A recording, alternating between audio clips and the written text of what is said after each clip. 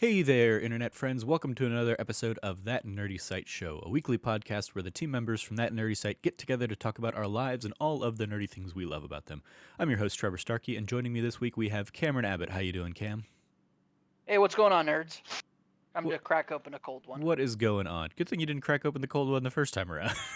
We had to reshoot the opening of the show because of some lag issues.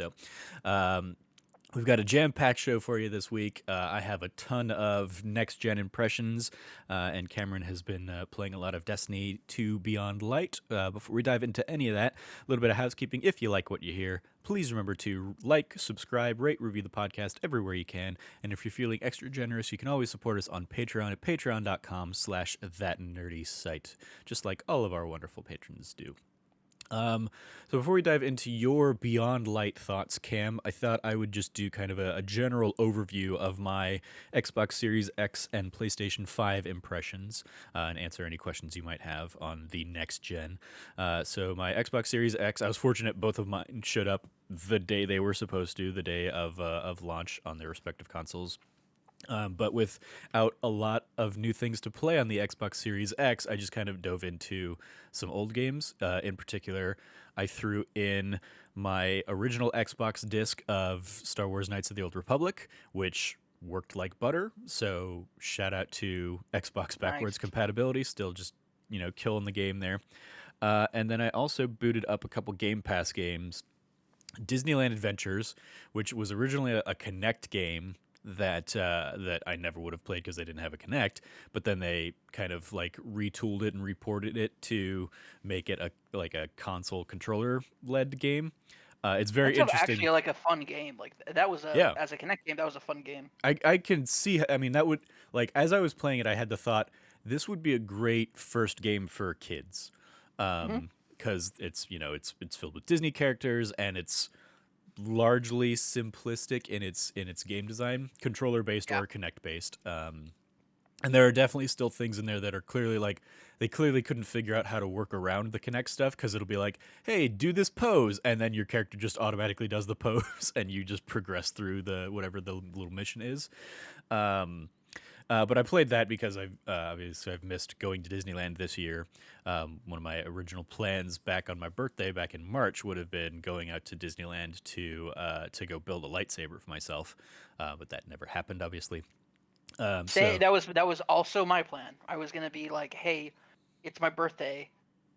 Instead of anybody getting me a gift, how about you all just like chip in some money? I'll go, or I would just go pay for it myself. But I was gonna go. I was gonna be invite you, Ben, Lauren. I was like, I'm gonna make up for all the like the cool Disney trips I missed mhm. while I was in college, and like make you guys all go with me to enjoy Disneyland Yeah. and build a lightsaber. And I was already looking at like beginning of the year. I was like January, February. I was looking at like little like bunch of little things like that you can do to like customize it before like while you're there and also Hmm. afterwards. Like I was super into it, and then COVID happened, and it's like this is a thing. Yeah. So you had Yeah. your what color lightsaber did you pick out? So I was gonna go for I was gonna probably end up going between blue or green, just because they like. Oh wait, did they start doing purple as well or no? Yeah, I believe the ones you can get by default, I believe, are blue, green, red, and purple. And then Yeah. I think there's like orange and yellow outside of that you can buy separately. Yeah, no, the I was hoping to find one that was my favorite um color crystal of any of the games is Arc Strider, which is the Arc Strider is a like a tealish blue. Hmm. So it's like a lighter of it's not as dark as the dark blue of the regular blue lightsaber. Um that's just all has always been my favorite, and it's cool. And because teal/cyan is one of my favorite colors. Nice. And like it's my second favorite color after black. There you Um, go. yeah. And also because I found out I was like, there's like a super rare black like lightsaber crystal, but it turns out the crystal itself is black, but the color projected is just red. Mm. It's like whatever. Like what's the point then? Like, oh, the lightsaber crystal's black. Oh, who cares? It's Yeah. I want the color of the lightsaber to be cool. So I probably would have gone with like a honestly, I probably would have gone with green if Okay. I had like just those four colors that I could have chosen from. I don't know. It's like it's rough. I wanted just like a like an Arc Strider blue. If I was like looking at like modifications you could buy afterwards, that people were doing for them post the after you leave the park, Yeah. basically. Yeah. Like Um, third-party custom design things. yeah, third party custom design thing, so I could get the color that I wanted. But I was gonna go with like the natural. I was gonna try to I had an idea of how I wanted the design to look too. I was just stoked. I was really stoked to go to Disneyland this year and do that finally because I'd be working full time and have money. And then the world's about to go into we're about to go into another lockdown. So Yeah. Yeah, it was definitely one of those things I'd eyeballed, and certainly playing like Jedi Fallen Order last year, like a lot of the pieces they include in that, in like how you can customize your lightsaber, are what are pulled in there in Galaxy's Edge. And so I'd looked a little bit at like what that actual design would be, but mostly I was looking at the colors. And my favorite color from the games is the silver lightsaber that I think you get in one of the KOTORs. Um, but I don't think that's an option at Disneyland. So I was probably going to go with more of a purple myself, just because I think it's a cool striking color for a lightsaber. But anyway, so yeah, like playing through Disneyland Adventures was a ton of fun. It's definitely just like it was the game I needed for the couple days there, in between getting the Xbox Series X and the PS5, because it's very like almost Ubisoft like in that it's just a ton of checklist things to go like run around the park and grab. It's weird what things are licensed and what things aren't for the game. Like you go to Star Tours and it's you see the Star Tours building and you see the Star Tours sign, but there's no Star Tours written on it. Like any Star Wars logos are completely pulled out. Um, and then yeah. similarly, like if you go to like Indiana Jones Land, you can't see like not Indiana Jones Land, Frontierland, the Indiana Jones ride there. You can make out the Indiana Jones print on like the sign of like this is how long you have to wait for, from this point or whatever, hmm but not on like the ride, and the ride is roped off and everything like that. So it's just like weird. Obviously, the game came out well before Star Wars Land was being built, so it's still kind of like just part of Frontier Land stuff. Um, but yeah, it was fun. Like you just run around, kind of doing little quests and finding collectible items for a whole bunch of the characters and stuff.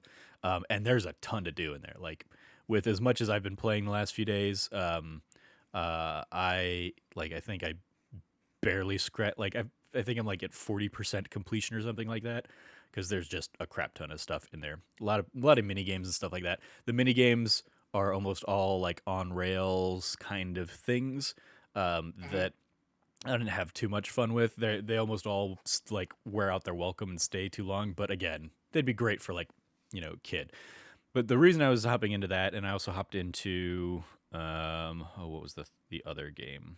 It escapes me. But I was basically using that kind of stuff to check out the quick resume feature of Xbox Series X, because that's one of the big new things that they're touting. Tetris Connect, or Tetris Effect Connected. That was the other game that I hopped into. That of course you would love. I didn't play like the hmm connected components of it, the multiplayer stuff. I just kind of was playing through the campaign, got angry and frustrated at that, and so I walked away. But looks great in 4K, and yeah, just Tetris Connect continues to be beautiful. But the quick resume is probably like the most impressive thing to tout with the Series X, in my experience so far, at least. Is just being able to like hop between two or three games that you've been playing like that. You hmm basically like it auto loads up, kind of like it keeps everything in like a restored state, and then you just load into the new game. The fact that like, admittedly, I don't remember what the load times of an original Xbox game would have been, but it felt like Kotor was like saving and loading everything super quick. So it Nice. seems like even that kind of stuff has been like enhanced, and it's just utilizing the power of those kinds of games. Um, and yeah, so that's my Xbox Series X impressions. I look forward to having like a reason to go and sit down and play games on that system.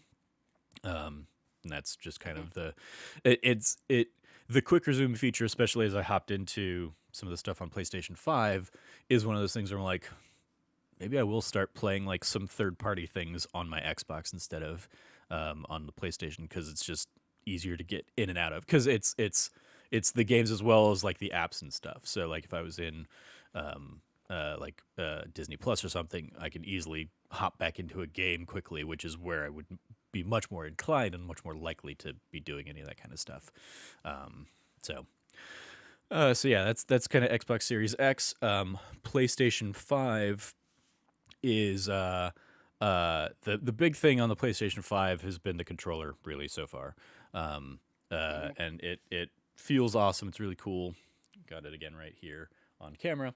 Um, and the first thing I did with it was play Astro's Playroom, which you can see a YouTube Let's Play of it on our YouTube channel. Me playing through like the Cooler Springs level. Um, Immediately, like it's weird because it is, after seeing a ton of people talk about how cool the controller feels and stuff over the last couple weeks, like getting your hands on it is, a unique thing and feeling entirely. The way the triggers resist a little bit, if and kind of give some pushback, if you're doing a strenuous thing, and just kind of the haptic feedback all around the controller. So like even when you're just kind of running around a room with Astro, um, and kind of you feel his little pitter patter of his feet just kind of on your hands a little bit. It was a cool little sensation playing through.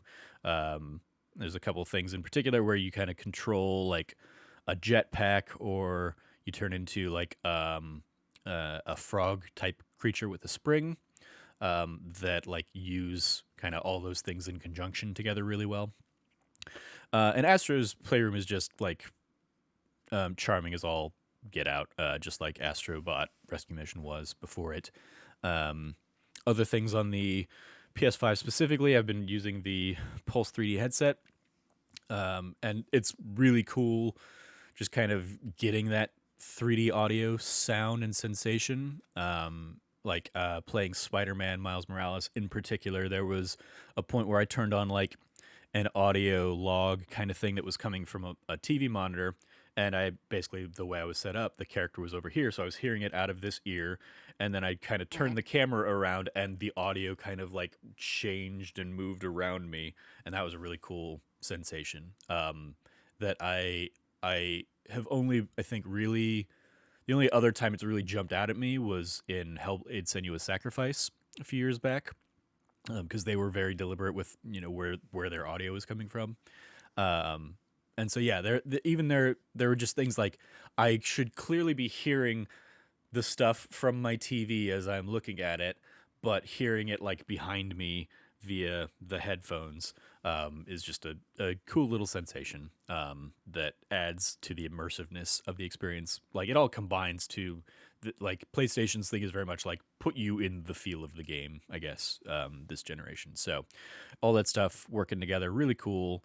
Um, the One of the like minor drawbacks I have, that comes up a little bit in the Astro Let's Play, is because I was using the headphones and that it was using the head, or it was looking at the headset for like microphone input.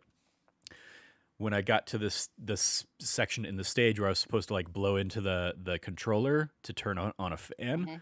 nothing happened. And I was like, what's going on? Mhm. Because I was using, for the sake of the Let's Play, I was having to use these headphones instead of the Pulse 3D audio headphones. And Mhm. so it was looking for me to blow into them, but I'm sitting here trying to blow into the microphone on the controller here. And I had to go into basically settings and like remap some things. Um, Yeah.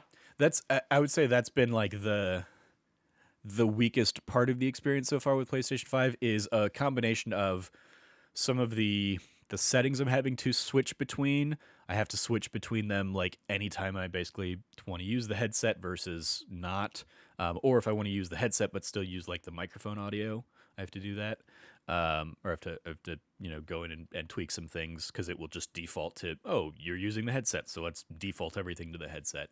Um, and then other things are just like getting my bearings around like the new menu settings and the new, like, I couldn't figure out where my notifications were for the longest time because the new PS5 like menu is basically, instead of holding the PS button to take you home and then you like go up to notifications or whatever, it's you tap it and you get like the whole little like start bar basically of things that is minorly customizable, so that's a little cool. I basically was like, I'm never going to use music, so I can take that off this little start menu.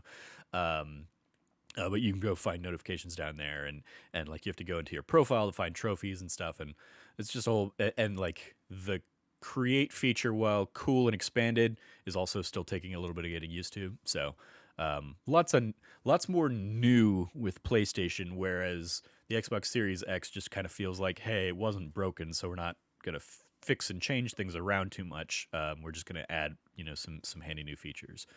So that's kind of, I think, my overall like impressions of the two things so far. Any questions from you, Cam? None whatsoever. That sounds awesome. Okay. Sounds like you've been having a really great time with it, Yeah. with both of them. Well, I will say, it sounds kind of like what I expected. Technology wise, like I think Xbox knew what, like, the reality is that the Xbox has always kind of been a PC mini, so to speak. Like Yeah. it's always operated off of a console based PC infrastructure. So hearing about the Xbox One X, or Xbox, sorry, the X, Series what X. is it even called? The Xbox Series X. Yeah, Yeah. sorry. With the Xbox Series X, like, I'm not surprised to see that basically what they're trying to do is give you a high performance console that is specialized around that. That is all about that high, like, when it comes to the experience, they're trying to give you the best possible version of that experience on consoles. Mm-hmm. Whereas PlayStation 5, I'm not surprised either with, in regards to them approaching it with the idea of a, how do I put this, a unique take on a next gen console experience. Yep. Like these little things that Astro's Playroom really does to emphasize the new changes in the console generation are like fit with that perfectly. The idea of audio, and I mean, I remember watching Mark Cerny go through the. A lot of people like bagged on him when he Mm-hmm. did this because they were like, he just went through like just what audio and visual technology is going to look like on the platform. It's like, well, yeah, nerd, like, yeah, that's what Mark Cerny does. Yeah. That's his bread and butter. When Mark Cerny comes on, put away like your like excite hats, get ready for your, like, put on your technical hats, because he's going to go through this for a combination of developers and tech nerds. And for somebody who falls into the second part of that, like as a tech nerd, even though I don't fully comprehend the scope of everything he's talking about, when they were talking about sound design and going beyond 360 sound design, um, to these like pinpoint moments in sound design with, and Miles Morales, like when you described that, I was like, yeah, that fits within exactly what Mark Cerny was talking about with sound design Mm-hmm. going forward in the PS5. The PS5 is really, rather than putting the emphasis on developers to, choose how they're going to do their audio design, um, PS5 has built their infrastructure to be a integrated system of tools that are going to let game developers do things like what you experienced in Miles Morales. Like that moment of, you turn your head and it's not like, oh, it's just more faded because you're not there anymore, but it's that pinpoint almost accuracy to where it is going on behind you, that Mm-hmm. you can still hear it from that direction and not from anywhere else in that entire, like, the entire circumference around you. Yeah. And it's that kind of like that's what I'm most like that's what I'm most excited by about the PlayStation 5 is that gaming experiences on the PlayStation 5, particularly with PlayStation exclusive games, are going to have these core fundamental differences than games that are cross platform and not taking and whether for simplicity's sake or if they choose to take advantage of it, the infrastructure of PlayStation 5 and how the PlayStation 5 versions of games will be set apart from their standard PC slash Xbox counterparts. Mm-hmm. And that to me is extremely exciting because it's once again PlayStation 5, like Sony saying, we know we can't give you the most graphical enhanced experience you're possibly going to get out of anything because the reality that PlayStation 4 also dealt with that. And so sorry, rather let me go and rephrase that so it actually makes sense, not just bumbling words coming out of my mouth. In the PlayStation 4 generation, PlayStation realized that the goal should not be to have the most up to date next gen experience because that's a lesson they learned about with the PS3. Because especially with how prolonged the PS3 Xbox 360 generation was, Mm-hmm. the graphical fallout of like games not being able to be graphically impressive because you're not putting out new technology for several years on top of what you probably already planned for because of the economic recession that happened in '08 going through '10. Like you're dealing with like a 2-year period where there's just a total economic fallout. There's no way you can possibly put out a new console. It's just not realistic. You can't put out a new console. So how do you prolong that out further?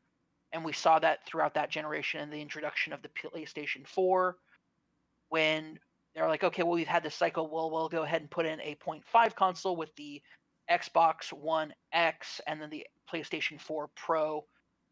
You get that extension of a lifeline for just maybe another year or two, and now we have the PlayStation 5. And we see what really Mark Cerny and the folks over at Sony have really been working on is rather than try to say, hey, we're going to be able to give you the best hardware to play all the games you want to play, which is the Xbox approach, they're saying we're going to give you an experience that is unique to our console, similar to the Nintendo approach, but still in a next gen wave. And that's really what we're seeing with their sound design and their graphic design. Like for anybody who is confused about what I'm referring to, go back and watch their presentation. Their presentation on um, like polygon and graphic design and everything that was going on with that when they showed off like I forgot what the game is, like the code name for the game is, but they showed off that exploration game. The Unreal 5 engine that you're talking about? Yeah, with the Yeah. Unreal 5 engine running on PlayStation 5. Um, when they're showing that off, when you see that happening, Unreal 5 is going to have that. But the fact that you can have that natively and it works that well with PlayStation 5, that's what impressed me a lot about that. Mark Cerny going into more detail about graphically how it's going to be working in conjunction with how sound design will be working with PlayStation exclusive games or other games that choose to utilize this as well. Like it's going to be more work on developers if they choose to do it. But as you experienced a very cool sensational sensation that you don't get from other games, and Mm-hmm. that really ties into I think what is going to be the core experience of PlayStation 5 going forward. So I'm stoked. I'm very excited. There's reasons I don't have any of these next gen consoles. I was a substitute teacher for the last couple months, Yeah. and before then I was unemployed. So it is what it is. Yeah. Yeah. It's definitely going to be an exciting generation for games, and I look forward to. Logan and I talked about this a little bit on this last week's that news you care about. The idea that like rating these consoles right now is going to be almost a moot point in like a year and change and kind of as these consoles add new features, add new patches and stuff to them, just like the previous generation did.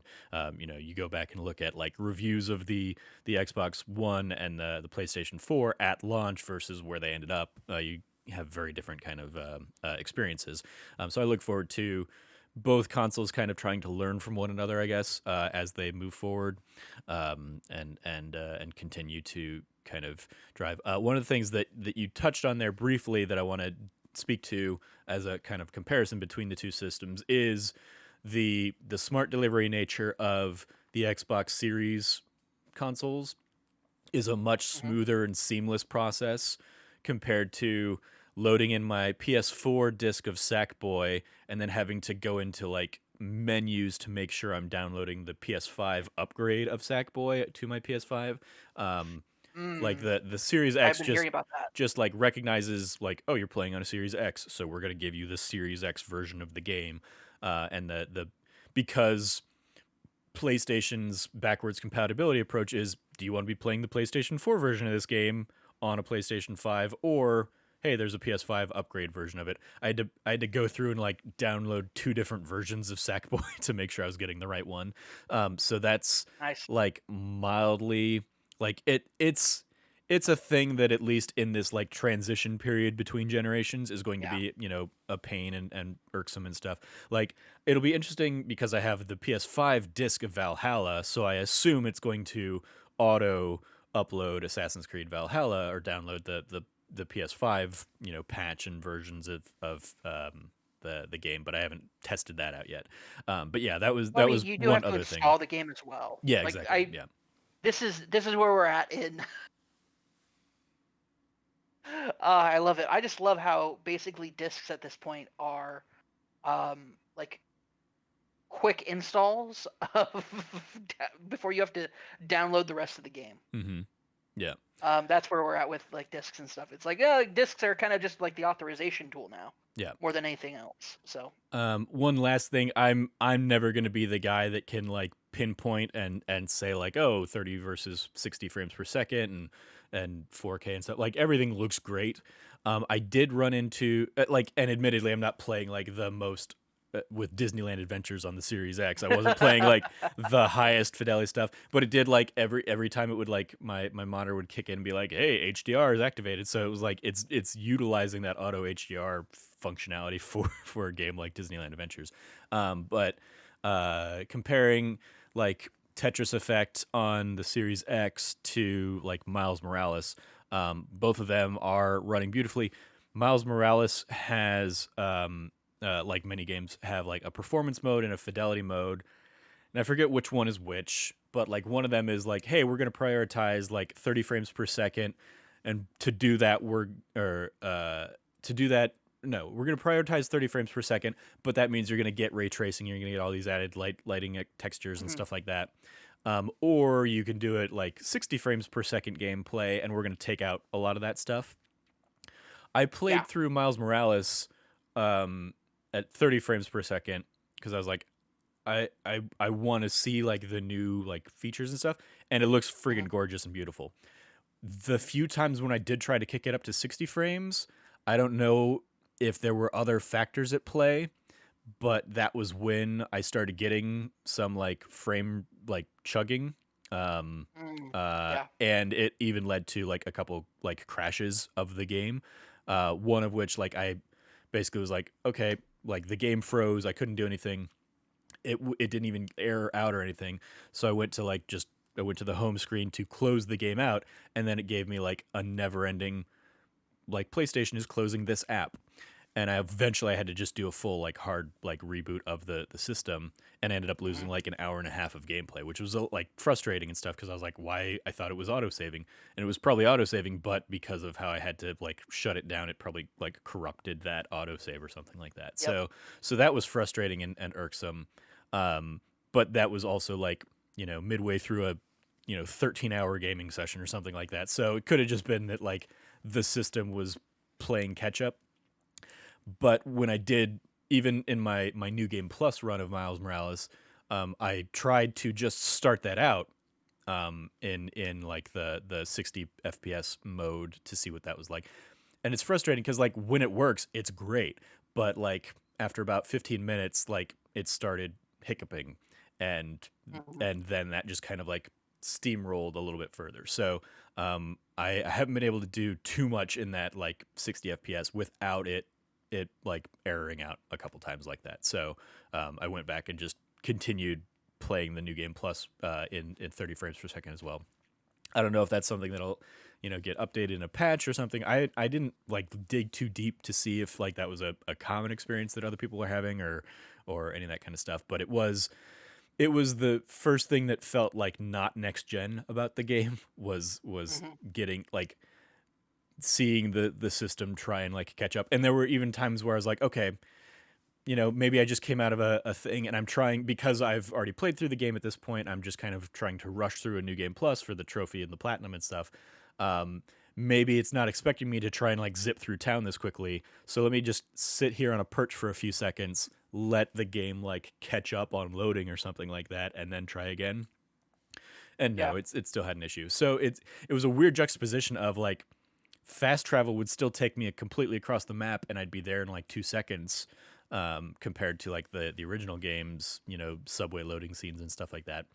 But then I was running into some of these performance issues. So that's the only other kind of thing I have on the consoles themselves in terms of performance so far. But overall, again, I'm excited for both, and I'm fortunate in the position that I have the funds and resources to get both of them at launch here. But as I touched on Hmm. again with that news you care about, like the fact that I don't really have any games that are going to get me to boot up and really spend some quality time with my Series X for a little while. Like that might be where I end up playing Cyberpunk, I guess, Hmm. um, since it seems like optimized for that system. But like other than that, it's like when the reviews for them started coming out, I was like, I've got like a good enough computer at this point. Maybe I should just hold off on playing like the Series X, and ultimately just decided, nah, whatever. I've got the pre-order set to go. It's arriving. It's got like my sexy Blue Shock controller. I have that for my Nice. my my Series X. So yeah, I enjoyed the experience on both systems ultimately. And it's going to be interesting to see kind of where this generation takes us. So enough Definitely. on the next gen of consoles. We'll get back to my thoughts on some of those PS5 games in a little bit. But first, I want to throw it to you, Cam, to talk about Destiny 2 Beyond Light. How's that going for you? Destiny 2 Beyond Light's actually it's doing a lot of things that are surprising me. I will say that it is, as far as being the next big expansion on the game, um, there is, how do I put this? There are significant gaps in what I probably would have expected from a full expansion. Okay. This is one of their big yearly expansions. It's the fall expansion. Yeah. So Normally this that has like so this is like the Forsaken, or I forgot what the last one was. uh, it's the Shadowkeep was the last one There you go. in fall. Last fall, like last year, this time around of the year, it was Shadowkeep. Shadowkeep was awesome. Forsaken before then was super great. Like these annual like large updates are usually really really good. Usually it's the spring ones that are kind of like not as great. For example, the Vex focused one in spring this year was okayish, Hmm. but I don't know if it's because COVID caused cutbacks or what the situation is, but there is a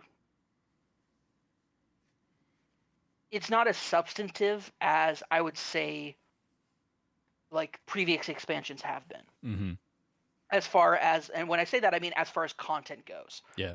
Because Europa is a cool planet, but outside of it being cool and having some really like cool like set pieces, there's nothing about it. Like the moon had so much going on. There was so many things happening between different public events, different like missions you could do, the different nightmare hunts, the different like there's a lot that went into it. And then before then, Forsaken was the Reef, Dreaming City. Like I still think Forsaken's without a doubt the best expansion they've ever done. Just in terms of like content as well as like additional mechanics that got introduced in that expansion. Um, and after Shadowkeep last year was a revisitation to a lot of old stuff, but still a lot of fun stuff. I kind of didn't know where they were going to go with this one. I thought it would be more.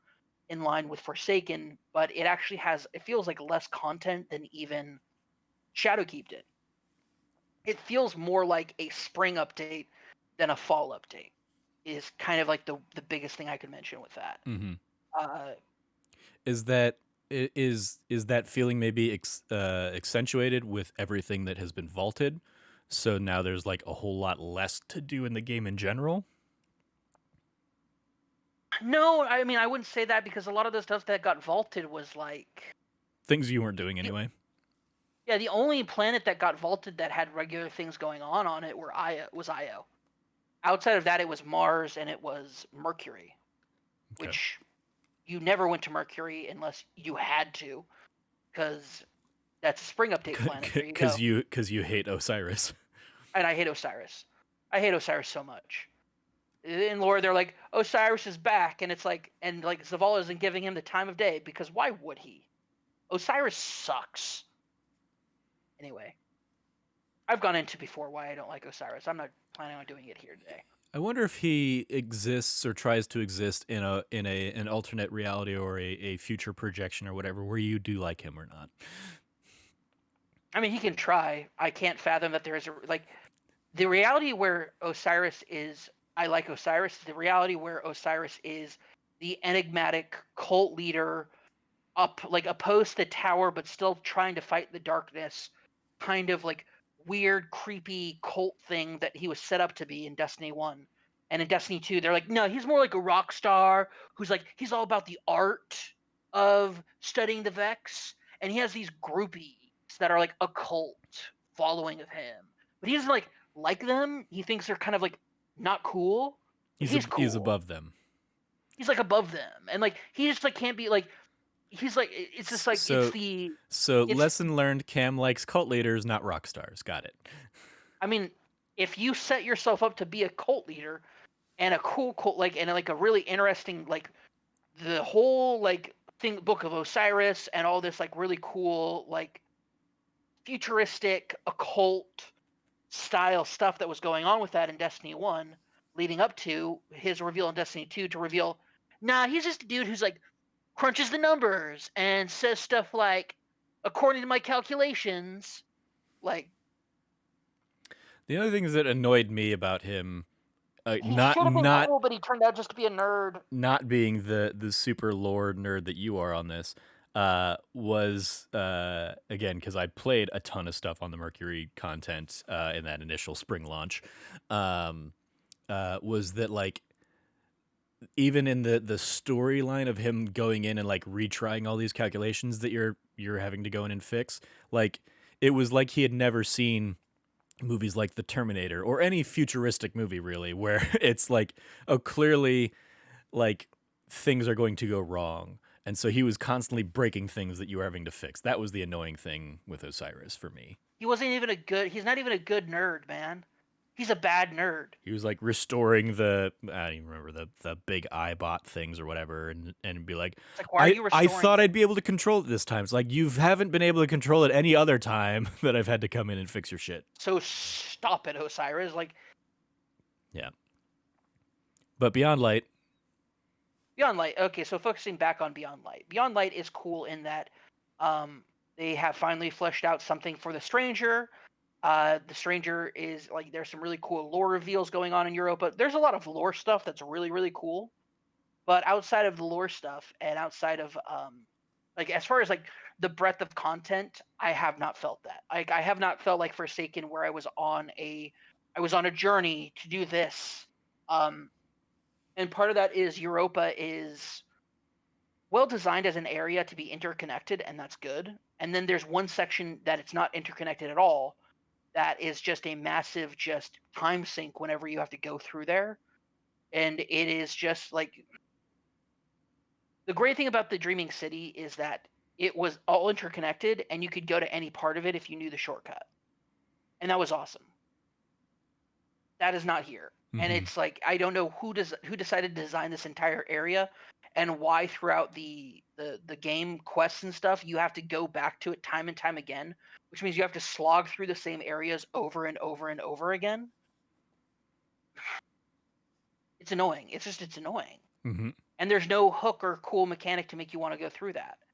And the only but so like as far as like content wise, the breadth of content I will say is severely lacking. However, on the flip side of that, they've introduced the darkness based classes. Mm-hmm. That was what I was The gonna ask. subclass, yeah, the darkness based subclasses are awesome. Um, they are a alternative look to the standard three classes as far as they operate. Where if you kind of take a archaic or mythological aspect of each of these classes, what does that mean? And so for hunters, it's killing a lot of stuff as quickly as possible. I just unlocked the subclass aspect ability, which is when you are up in the air, you hold down O and you essentially do a Titan slam into the ground with your feet. Like you do like a kick down into the ground and then just like can start wailing on people after they get blown away from you. It's great. The super for hunters is you hop into the air and you throw out these darkness frost commas, just these scythes that you throw down, and you can throw down two of them. And if you make it so each area that each one is affecting like collide with each other, it turns into a whirlwind that hunts down enemies and is super cool. I loved it. I was trying it out in PvP earlier, right before our podcast, and it's just awesome. The way that it works is awesome. Seeing it like rove around and like hunt down people while I'm like like I'm shooting people to put it closer to it was awesome. Hunt our warlocks turn into a darkness wizard who hovers around and has a giant like frozen staff that they can use to like freeze people or like freeze the area around them. It's super cool. Titans turn into these just unstoppable juggernauts covered in darkness because they get an overshield on top of it, and they're just awesome. Like each class has something cool, unique, and awesome that they're doing with it, and I'm loving it. I'm loving it. In regards to that aspect of it, I will say that it is kind of annoying to have the first aspect unlocked being blocked by you having to do a legendary exotic, or not like legendary, an exotic quest for a weapon, um which was annoying because I really just want to unlock more of my like my abilities. uh Granted, I got the weapon and it's a grenade launcher that freezes people, so that's awesome. Okay. uh it's cool. Like there's different aspects of how to utilize darkness as a because this aspect of utilizing darkness is frost, which is essentially freezing people, or stasis is what it's called. Mm-hmm. It's called stasis. It's essentially ice magic. It's awesome. Because Using it it's in now like it's a, not only is it like a new ability or new subclass for your guardians, it's also like a new weapon weapons. type, right? Yeah. Okay. hmm New weapon types. It's not as common yet, which is good. Um, it should be noted, stasis is super broken as far as like competitive PvP goes. They actually decided not to bring back Trials of Osiris right away because they were noticing people were using stasis to like break the game. Yeah. Shocking. What I Always will happens. say is, yeah, it always happens. Like, oh, we introduced this new mechanic. Okay, you guys have figured out how to ruin the game with it. So we're going to take away the thing that people think matters, which is Trials of Osiris, even though it doesn't. Like, that's the thing. The worst people who play Destiny play Trials of Osiris, and if you get offended by that, you shouldn't be. You know who you are. I saw like our friend from Uppercut, Kayla. She finally got the platinum trophy, and I think Alex also finally got the platinum trophy, right, Yeah. for Destiny 2. And I went back to look and see like what trophies was I missing that I'd never gotten, and one of them was beat the raid or a strike on like nightmare difficulty. Never did that. And then the other was finish Trials of Osiris, and I was like, oh, that's right. I remember trying that a few times and being like, nope, fuck this, I'm done. Yeah. Yeah. No, Trials of Osiris is I shouldn't say like the worst people when refer to it. I mean, you are the people who like, Take the game too seriously, I think, is at yeah, least that's my estimation, is like you are you go in there either and you're people, trying to yeah. like be the best of the best and blah blah blah, and it's like, or you could just have some fun with the game and let other people have fun with the game too. Rather than that, I would put it this way: Trials of Osiris is a mode for people who love the competitive aspect of Destiny and are entirely invested into it, which is great. Sometimes I play against those people in Crucible, and it's cool because I know that they've put in tons of more time. They are like studying the mechanics and pathways and all sorts of stuff to make sure that they're being the most optimal people, which is great. You know, that's good for them. You're still not like you're still a terrible person, not really. When I say the worst people, I mean the people who find every way they can to cheat and exploit the game Okay. in a competitive aspect. If you are Mm. cheesing a raid boss, that's one thing. Cheesing a raid boss, like that's just, hey, we know a way to get around some of the more complex mechanics of this run.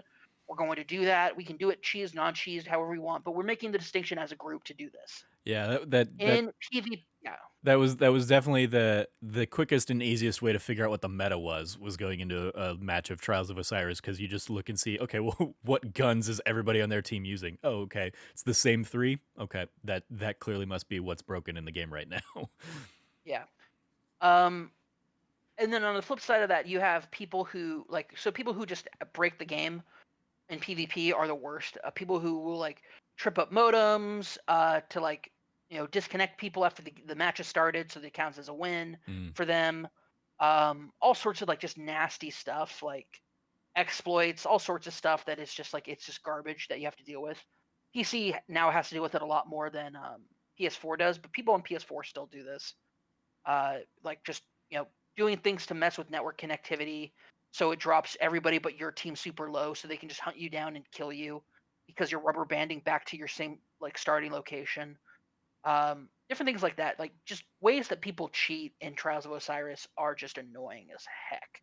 gotcha. Um, and just but it's also like it's also filled with the people who are like, I know that if I crouch here and my rifle is, even though on my screen it doesn't look like it's exposed and shooting at people, I know that it is.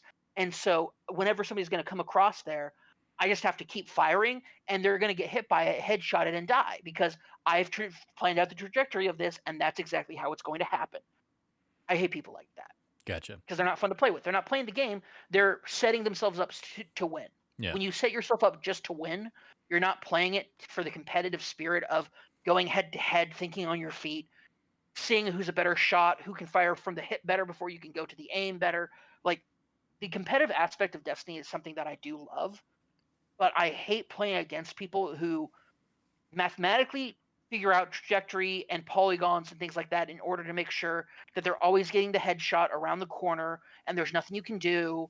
And because ha ha ha ha, it's the kid who used the rules and stuff to automatically win no matter what. And that's not the same as cheating and exploiting the game to the point where like you are literally ruining people's fun time with it. But like those are the two kinds of people that I hate: the people who enjoy Trials of Osiris, who are there to play Trials of Osiris and win out of like pure exhilaration. I have been there. I have been a person like that before. I have loved it, but like it is also extremely emotionally draining. And so like Okay. it's tough. Anyway, but yeah, Trials of Osiris isn't even in Destiny 2 right now. So There you ha. go. But Last back to last little oh thing yeah, I the would last ask thing I'll you say. is Yeah. are you looking forward to the raid? Are you going to be raid ready? Are you going to try and do any of I that don't know. stuff? Do you have a squad that you're going to run with? I don't know. Like it's sad to say this, but the old raid team, the Irrational Passions led raid team that we did all the raids with and streamed, it's kind of disjointed. Mm-hmm. We kind of had a big like we're like, oh, we'll do one last hurrah, run through all the raids together, like right before the expansion comes out, and like that just didn't happen. Um, like it just kind of felt like people just didn't want to, Mm-hmm. and that's a struggle. It's tough because um, it's I don't know, like it's not it's fun to have friends that you can just talk about Destiny with, but there's definitely been some time between quarantine and everything else, and then also the new consoles launching. Um, that has kind of taken everybody's eye off of Destiny. Also, we had a couple people migrate primarily over to PC, and while I would have been like, "Yeah, let's play it on PC," I don't have a PC that can run it right now. Yeah. I need to replace my power supply, and because the one I ended up getting was a lemon, and had somebody check out my system to double check and make sure, and sure enough, it's just a lemon. So I can't, like, I have to just have to deal with this and wait till I start getting paid again to buy a new one. But in the meantime, that's just my PC woes. Like, so like, time went by and we didn't do the raids like we wanted to do or said we were going to. Things just didn't work out that way. And I don't know. I don't know because also, like, what is the raid cap level going to be? Because right now it looks like the cap is like the hard cap is like 1460, and I'm 12, like I'm 1212 right now or something like that, like 1210. Hmm. And it's like, okay, and is the perpetual grind going to that point going to be the same Destiny 2 grind, or is there going to be new content that I can do to get stuff? Yeah. Am I just going to get the same equipment and weapons over and over again until I get one that's a high enough light level? Like, where's the stopping point on this? Because as of right now, the content to naturally play me to get to the point where I'm close to getting to that light level, like you saw in Forsaken, and even Shadowkeep isn't there. And that's frustrating. Yeah, the stuff that like always drove me crazy back when I paid attention to the raid grind and trying to like do that race to be the first or whatever was you had to be at max light level to get into the raid, but then to like progress through the raid, you had to be even higher because you had to be like basically leaving equipping the gear that you were getting in that raid and then like loading back in and figuring out optimal builds and stuff like that. And it was just like that's just not fun to me. Like I'm not like it got to the point where if I was going to try and do any of that stuff, it was always going to be like, okay, well, I'm just going to wait until like the next pack gets out to get me gear and stuff that's like well overpowered that I can go back and do like the previous raid with or something like that. And yeah, everything's going to scale to me or whatever, but fine. Like it will, I won't at least be having to like try and like play catch up at that point. And yeah, I just so like that is not an appealing grind to me at all. And so like yeah, hearing that you're at 1212 and have to get up to 14 something, it's like that's and couple that with like the monotonous feelings that you're having towards Europe already. I would already be like that's not going to be for me then. That like I would look at that and say, "Oh, I'm not going to be raid ready." Cuz there doesn't seem like there's the drive for you there. Yeah, it's upsetting. Hope it's cool Yeah, I though. know that the raid launches on the 21st, so in 6 days Hmm. from when we're recording this podcast. I'm not sure what the light level is supposed to be. I know that the soft cap, or like the like it's only taking you, like, being above 1200 seems to be the norm right now, but like what does that mean? Go from there, like I don't know what the light cap's supposed to be for it, Hmm. and we'll see what it is. Yeah. Because depending on what it is, and also I have people to run it with, that'll determine whether or not I keep playing Destiny 2 Yeah. into the new year. Yeah. So Well, good luck with that. Thank you for your Beyond Light updates. Any final thoughts that you want to share on it on the game? yeah, I will say that the thing that I'm loving most of everything is less of like the new content, a new lore, and really more about the new powers. Like that's definitely been something that I found to be extremely fun. Um, oh, here we go. The raid is going to require a minimum light level of 1230. Okay, well that's totally reasonable. I can totally get to that. Okay. Well, that's not a problem. And it's not out for another 6 days, and I'm at like 12. I'm close to like 1210 at my most optimal. Not like the weapons I want to use, but like the most optimal one that I have. I So mean, you say that, but also like I remember those last 10 power points or whatever always being like the toughest to get because you're only getting like one drop a day or something that inches it up. So, Just be well, and admittedly, that was Yeah. me not doing PvP stuff and not doing Gambit or whatever. So, um, yeah, maybe it's easier to go, but definitely it still I doesn't mean, sound like a fun there's time to tons me. of. I mean, here's the thing, and also I will say this. Yeah, because you get a tier one. There's more tier one uh, bounty, like complete 8 bounties to get a tier one power, like a powerful engram. And I will say that with how many there are, it probably would not be impossible for me to probably get to like 1230 by next week. I will say So, it continues to tempt me. Like on my Series X, it was one of those games, oh, especially for sure, because right? it was Yeah. part of Game Pass, including Beyond Light. I was like, do I do I hop back in? No, no, Trevor, you've done this before. You never have a good time. Stop it, stop it, You don't stop it. ever have a good time. So yeah. Well, I'm glad you're enjoying bits and pieces of it. I'm glad you're enjoying the new classes, the new stasis stuff. I'm sorry it's not as content rich as you would like, and I'm sure not, Yeah. certainly not as lore rich as you would like. Really cool. Really cool.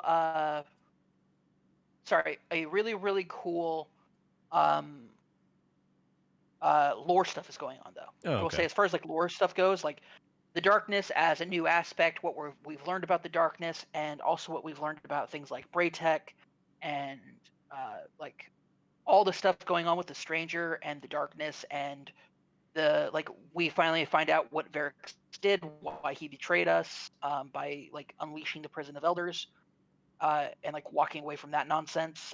We find out like what he was trying to do and like why he left, and then like what went wrong that led to the current situation on Europa that it is. But also him being the person who kind of gets us to Europa to do what we do, and it's cool. It's really good. Um, What is the likelihood of Cade 7 making an appearance in the next couple years? Not happening. Boo. Yeah, no, Cade is a character. Like, it'd be one thing if, like, especially with what you learn here, the likelihood of Cade coming. Like, here's the thing: if Cade came back as Cade 7, he would not be a Guardian. Hmm. Um, that's not how exo units work. An exo unit and its number and its numeral, like how many times it's gone through the reset process, is directly tied to how many times it's visited what's called the crypt. And from there, like there's a lot of other stuff that goes into it, but essentially what it comes down to is an exo guardian will remain their numeral or their like that lifetime perpetually until they die. And after they die, um, I mean, it's different also for Cade because Cade's ghost Sundance was destroyed. Sundance was his ghost. So there's a lot of complications that would be a barrier for a Cade 7 Guardian to be introduced. Yeah, I imagine the biggest is probably getting Nathan Fillion back, especially after they they booted him for Nolan North for that for that last little appearance from him. There was a scheduling conflict that he couldn't Yeah, do it for it. So yeah. I don't like from what I understand, it was like no bad blood. It was just it's his new show, The Rookie, that he's been doing on ABC, Yeah. where like a shoot a long shoot was interfering with any possibility of him recording lines. Yeah. So Okay. Well, they did what they did with Dinklebot, and they just put Nolan North in the role anyway. I appreciate that I ask a joke question, you give me like this serious lore in depth answer. I should have known better. I you should know have I did. You should known have known. that's exactly what I was gonna get when I asked it, but I didn't. You think the question hasn't been raised in the community? What could we do to get a Cade 7 before? Of course it has. Yeah. Of course we have. Yeah. But there's like I said, there's so many roadblocks in the head of getting anything like that. Instead, we have Uldren coming back as a guardian, Mm-hmm. which is fun because he's a hated person across. Every guardian hates him, but he has no idea why. I have no idea who this It's character cool. is, and I'm perfectly okay with that. So That's fair. we can move on to Astro's Playroom. The very Yeah, first Astro's thing I Playroom. booted up on my PlayStation 5 that does kind of like introduce you to all the new DualSense features. It is Much like Astrobot Rescue Mission before it, it is a wonderfully adept platformer in and of itself that just feels good. 3D platformer. It's fun to play. It has a whole bunch of like power up sequences that you kind of play through and kind of enjoy that are doing their part to introduce you into the new features. Like I said earlier, you like there's a bit where that is in the Cooling Springs level that I uploaded to YouTube, where you turn into like a springy guy, and so you use the triggers to like spring off. You use it's a combination of the triggers and the motion control to like direct your character around like a more 2D portion of that level. Um, Others being a jetpack, that's another 2D section, but you're using the triggers to kind of power up and depending on which trigger you use, adjust your rotation, all that stuff. Um, One of the sequence is you turn into a ball and you kind of use the touchpad to kind of drive yourself around, and you have to like be very careful around certain parts of the track. And then the last little like power up in this is like you turn into an ape where you have to use the kind of the gyro sensor of the controller to swing yourself around, and then you use the triggers to like do like mountain climbing stuff, and kind of have to like move your controller like this to climb up and then climb up and all that stuff.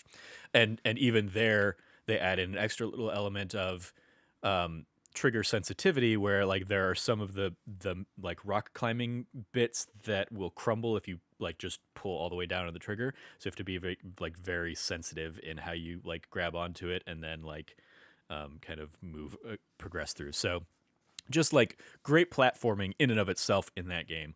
But where the game really shines is I don't think I've ever seen a better love letter to gaming history than Astro's Playroom, because each of the levels, while centered around like features of the PS5, like the GPU or the cooling fans or the SSD, each of them is Mhm. also centered around one of the generations of PlayStation. So Okay, that's cool. In Cooling Springs that I uploaded, it's all around the PS3, and so the collectibles that you're finding within the level are artifacts that are like a Move controller or the DualShock 3 or the PS5, the PS3 Slim, and that kind of stuff. Like all the peripherals, the PSI camera, and so it's taking you back through all these things. In addition, you have like each level is scattered with astrobots kind of all around the levels, and there will be a bunch of them like being Easter eggs of other games. So in Cooling Springs, there like one of the first ones you come across is Kratos and Atreus in the boat. And each of these is Nice. like signified by there will be like a camera tech like shooting the scene, basically an astrobot camera tech. So you can basically like easily pinpoint and say, oh, okay, that's clearly something, even if I couldn't catch all the references. And there were some that like it took me like going back and like replaying a level to like piece together. Um, but yeah, there's just like there's so much love and reverence for the history of PlayStation put into this game, even such that like some of the platforming things that you jump on, if you like take a closer look, it's like, oh, those are the L2 and R2 triggers, and like you're bouncing off of them. In the level I mentioned where you kind of turn into a ball, there's it. It's like a pinball sequence where you roll down a path and then you kind of get shot out into like the game area, and the thing that's shooting you is this is the original PlayStation level, so it's the open button on the original PlayStation console, and that like pops you out into the level and stuff, and it's just like filled with love and care, and it's the kind of thing, as I was playing through this, I was like, if Nintendo cared this much, they could have made so many of these by now. And I feel Yeah, like the only place we ever get that's what I'm that hearing. Like that's what I'm feeling about it. the only place we ever get Like that kind of that's the like emotion I'm getting. It. love and reverence for like the past in Nintendo is in Smash Brothers. And Smash does a great job with it, but it is locked behind fighting game stuff, and even there it's not like it's a whole bunch of like Easter eggs or things like collectibles within like Smash games versus this where it's just like like the entire levels are built out of collectible things and stuff like that. Um, and then there is a PlayStation Labo section where you can go and like kind of wander around all of the things you've unlocked, all the artifacts that you've unlocked to get like thrown up there on display, and you can kind of like interact with each of them. So you can go like jump on the open button for the original PlayStation console, and it'll pop open the disc tray. Um, and even like the trophies and stuff are love letters to other games. Like there's an area where you'll be progressing through the map and it'll start raining, and one of the last trophies I ended up having Mm. to get is a trophy called Jason, where it's like take shelter from the heavy rain is like the description. And so it's basically like, oh, it's raining, so if you like go under like a little like bus station kind of thing or something like that, like the trophy pops, it says Jason in with an exclamation point, and it's clearly a nod to Heavy Rain. Like just everything is like they put so much care and effort into making everything about the game a celebration of PlayStation. Greg, I think when he kind of talked about the game in their spoiler cast review, Greg Miller talked about it being like, this is the thing that has made him miss PSX more than anything else over the last couple of years, Mm. and I very much like had a similar feeling. Even there's a one of the like things that you can like unlock in the Nintendo Labo thing is a little booth, and it had like a whole bunch of the PlayStation bags that you would get at PlayStation Experience, has just a whole bunch of them lined up on a table as if like it's a giveaway kind of thing. And I was just like, oh, like that, like I was crying like tears of just like Oh wow. nostalgia at the end of some of these levels, because like each level ends with basically like the full on like, here is a visual representation of that generation's like loading screens and startup menus and sounds and stuff like that. So when I got to the end of the PlayStation 1 level and started hearing and seeing all of those things, like I was I didn't realize like how much of an impact that just immediately had on me. So that like I tweeted out effectively like I got to the end of that level and I was tearing up, just at the joy and celebration of the game. So it is absolute like, yes, it's a pack in. Yes, I beat the thing and got the platinum for it in like 4 hours, but it is such a joyous like pitch perfect 4 hours that leaves me wanting more and more Astrobot as like a new platformer. It makes me excited that I still have Sackboy to hop into and enjoy kind of that platforming adventure that they've put together for it. Because it's just it's an incredibly adept 3D platform in and of itself, let alone being a celebration of this series of consoles and games and stuff. Like the Final Fantasy VII image is like it's just like the sword from the start menu of Final Fantasy VII, and as you get close to it, like a light shines on it, just like the start menu screen does, and it's got a ton of Astrobot guys just around it, like celebrating and clapping and taking pictures and stuff in awe of the Buster Sword. Um, it's just like I could gush about the game for hours of like each of these little things that you can find in it and stuff, but so much of it is just like go find it for yourselves when you have a PlayStation 5. It's free to everybody. It is, it is in the tradition of pack-in games. It's there. You can get it. Anybody who gets a PS5 can get that game, and it is just such a joyous treat if you are a fan of PlayStation. Even, and I say this in the Let's Play, like I know that there are huge gaps of knowledge in my PlayStation like experience. So I know that like one of the things I'm looking forward to sitting down with here in the next couple of days is just going through like, here are all the Easter eggs we found in Astro's Playroom, because there are a ton that just went right over my head that I'm sure I missed. But the ones I did catch, I was like, oh, that's really cool, and that's an interesting way of how they incorporated that thing or that like that imagery or that that landscape or something like that. Just lots of really cool stuff. Again, I can't can't sing enough praises on Astro's Playroom. It's probably one of my favorite things I've played this year. It's probably like it might be in like my top 5 games of the year right now, when all is said and done, because it's really good. Really enjoyed it.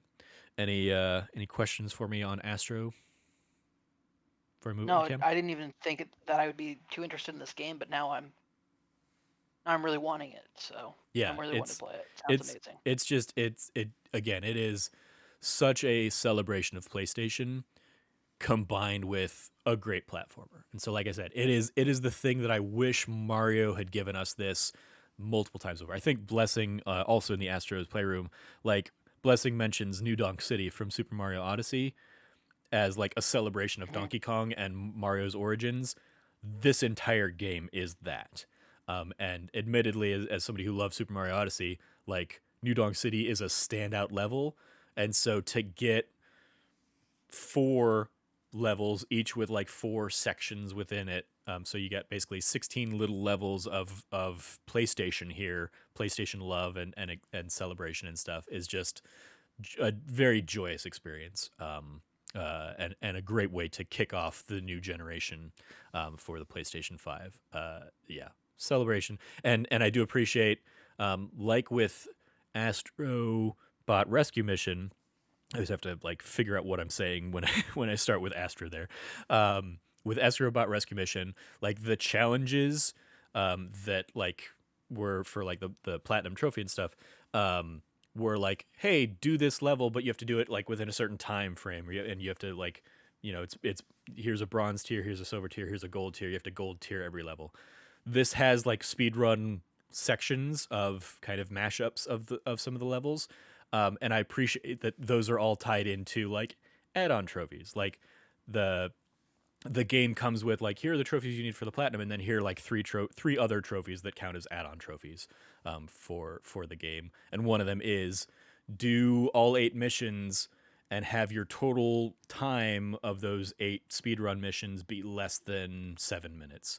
And I played through like 3 of the missions and got like a minute for one, like 50 seconds for another, and then like a minute 5 for the other. I was like, I'm not gonna get this. I'm not gonna do these. I'm not gonna have the patience right now to try and like master the speedrun on these. And there was also leaderboards tied to, and one of the features of PlayStation is, activities gets kind of like a little bit more of a spotlight. And so like these leaderboards are tied to activities, and so I was getting constant notifications of like people on my friends list being like, so and so beat your time in this speedrun in Astro's Playroom. Do you want to cut? Do you want to like hop back into that game and try and beat them? And I was like, no, I would rather just turn these notifications off, thank you.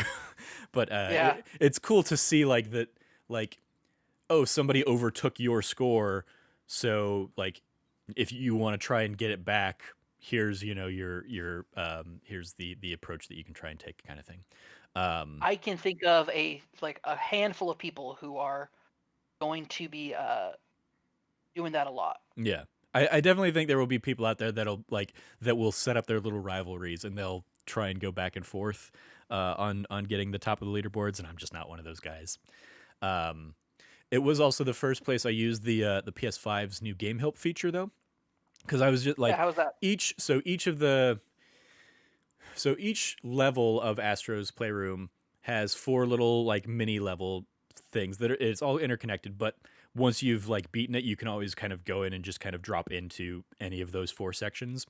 And each of those 4 sections has 4 puzzle pieces and 2 artifacts to find. Hmm. Um, and there was one I just like, I had gone through like every section of this level, and I just couldn't figure out where the puzzle piece was. And I popped out to the menu, and it was like, like one of the game help things was find all of the puzzle pieces in this section. And I was like, yes, do that. That's what I want to do. So it was very intuitive in knowing exactly what I was looking for based on where I was in the level. And then like it played the little video clip, and sure enough, it was just I had not like looked around a corner or something like that to find the last puzzle piece, and I was like, cool, great. I didn't have to go and like find a guide online or Google like puzzle pieces in this section, and then scrub through a PowerPix video or something like that, which shout out to the great work that they do, but like this is just so much more convenient. That it knew like it was like, okay, here's where you're at, so here's basically where you need to go. It almost it projected like the video clip of what I was going to have to do to find this thing, from where I was. So it was really just cool. I don't know the tech that's going on behind it, but it helped me out find that last puzzle piece I was looking for in that area, and was just yeah, a great little feature. I had done a little Mhm. bit of that in Bugsnax too, which we'll get into in a little bit. But yeah, Astro Playroom, I can't say enough good things about it. It's a great game, and definitely worth people's time if they pick up a PlayStation 5. Um, Nice. my Which is next, it? Is it? sorry. How much is it? Playroom. It's free. It's a Is pack it? in with the game, so Oh, I heck mean, yeah. so it's $500, but you're also getting a PlayStation 5 with it, or $400 if you get the discless version. Um, yeah, it is a free download, or it says it comes installed, but like the first thing that my PlayStation 5 was doing when it like was setting up was downloading Astro's Playroom. So maybe that was an update or a patch or something like that. But yeah, it is included with the PlayStation 5. So anybody who gets one has no reason not to play it, basically. Um, so yeah, the next thing that I sat down with was Spider-Man Miles Morales. And we touched on a little bit earlier of like some of the issues I ran in like with performance and graphical stuff, but like 99% of my time with that game was gorgeous and beautiful and the same great Spider-Man gameplay of the Mhm. 2018 game. I look forward to hopping into the remastered version of Spider-Man, I don't know, sometime in the next week or two, because it's just yeah, it always feels great. Miles has a like this definitely feels in the vein of a Lost Legacy or a First Light or a what's the other third one that always gets brought up in these kinds of comparisons? I don't know, it's escaping me. The like the add-on that could have been DLC, but became its own standalone thing. Um, because it's still New York. It's got a fresh coat of paint because it's wintertime. Um, it has um, a lot of the same combat things.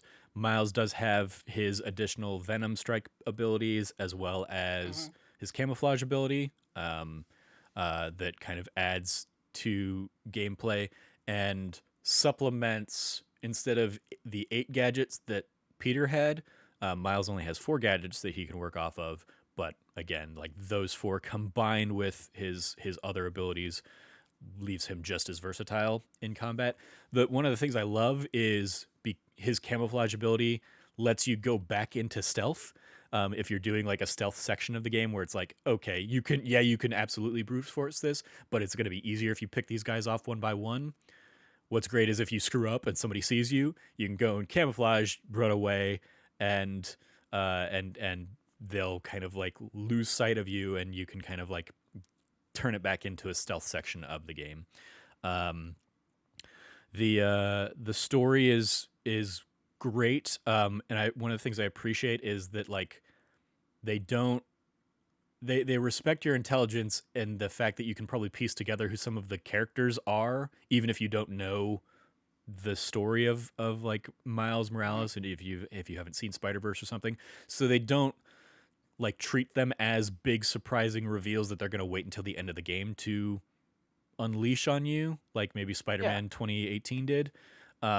It's like those things are introduced up front, and then you kind of have to. The game is about Miles wrestling with that.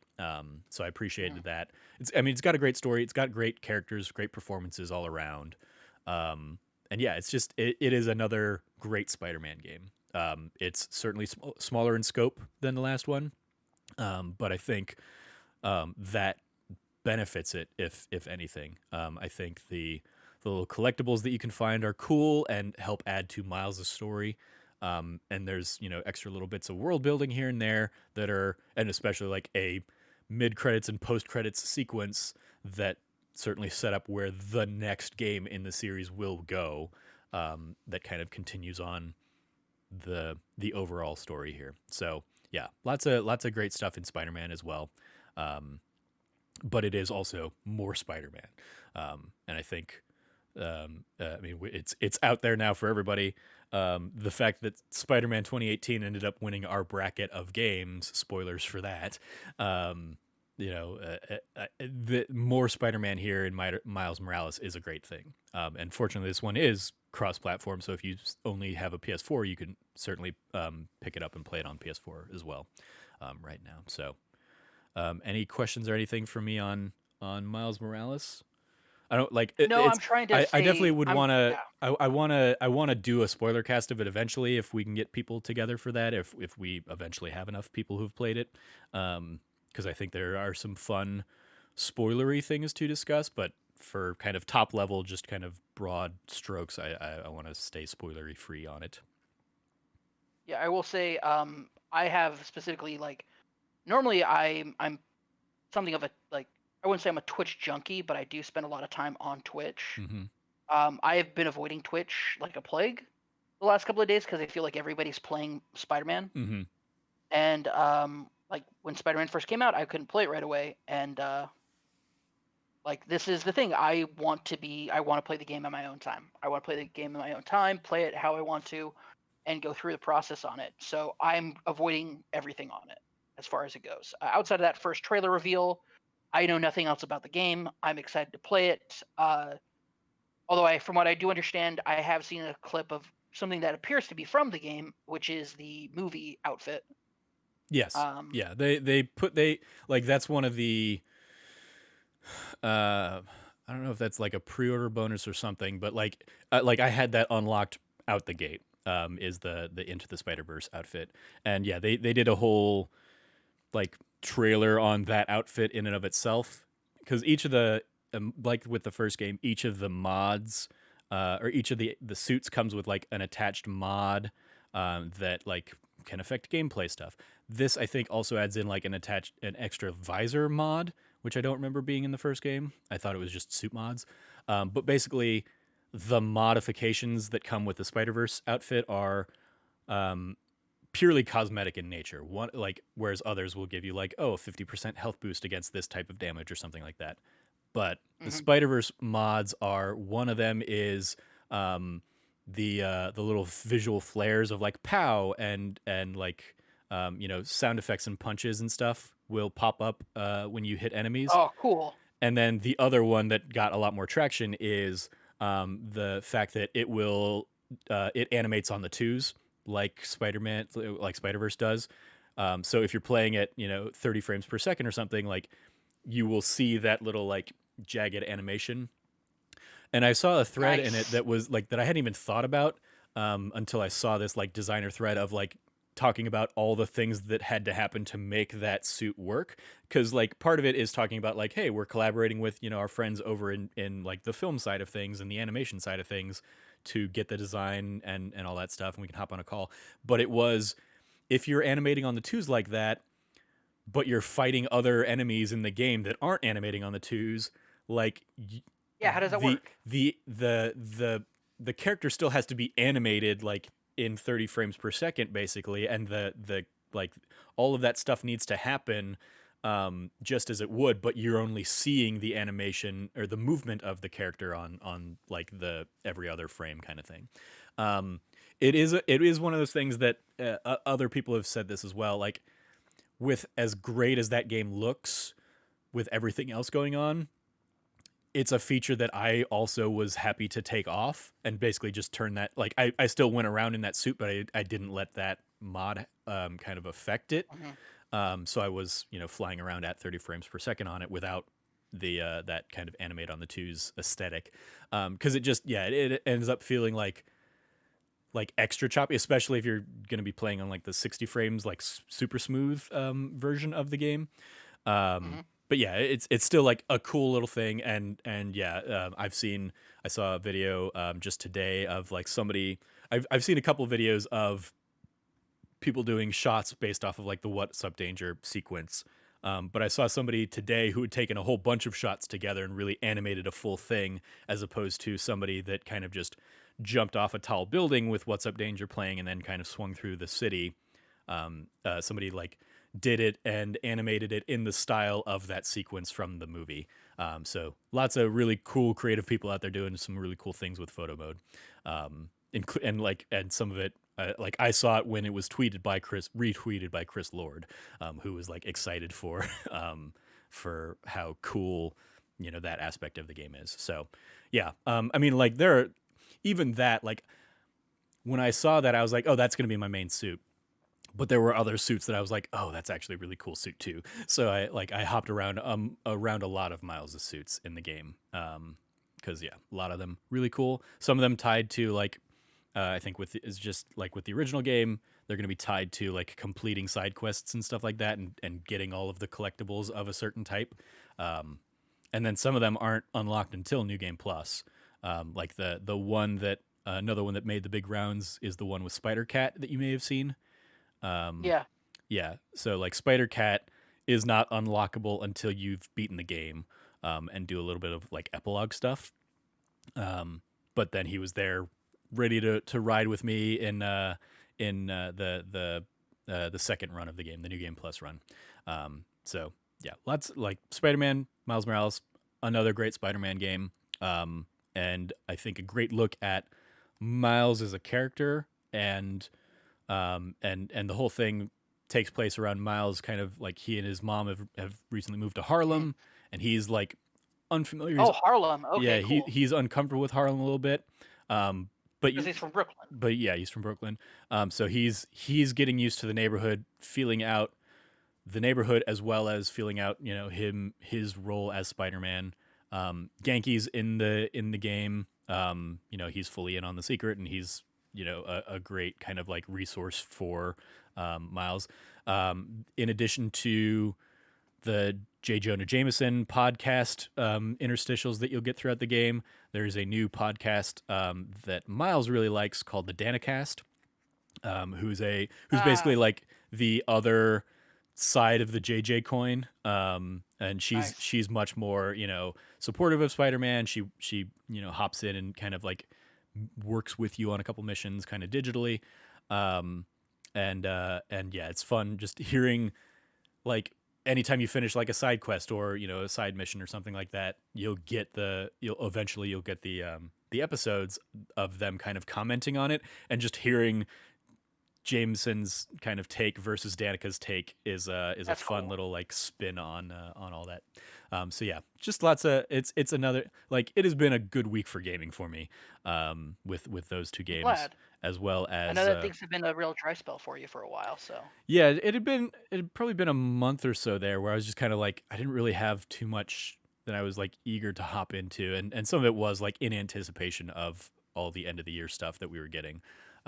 So it's been nice, yeah, just basically like devouring these games, especially because I took the last couple days off work. I've still got 2 more days off work ahead of us, so I'm gonna kind of keep playing through, and I'm just enjoying that, like this has been a nice, like, just I can turn everything else off in the world and just kind of enjoy these games for what they are, and the joy that they're bringing me. Um, Speaking of, lastly, I will dive into some Bugsnax. Um, yes, please tell me more about Bugsnax. this is I'm one. actually very excited to hear more about it. This is one, like, when you and I originally set up yesterday to like that we were gonna sit down and record today, I didn't have Bugsnax on my list, and then I sat down and played Bugsnax last night, and basically just played through it all night, finished the game, 100%ed, platinum the game, all in one sitting, effectively. It is a like it it very much is clearly so heavily inspired by Pokemon Snap, in all the great ways. There's even some Dark Cloud influences in there that they've talked about as well. And I like when I got teased with that idea, I was like, oh, I love like the city building aspect of Dark Cloud, where like, oh, you get these people back and then you have to like position them, on the map. It's not that level of stuff, but you do each of the grumpuses that you're kind of finding around the island. You're going and doing some side missions for them, and collecting Bugsnax for them to bring them back to like the central, Snacksburg, I believe is the town's name, to try and like get everybody back together, recreate the community of grumpuses on this island. Um, Mhm. but yeah, Bugsnax is fun. One of the things, again, going back to like just the technological stuff of the system.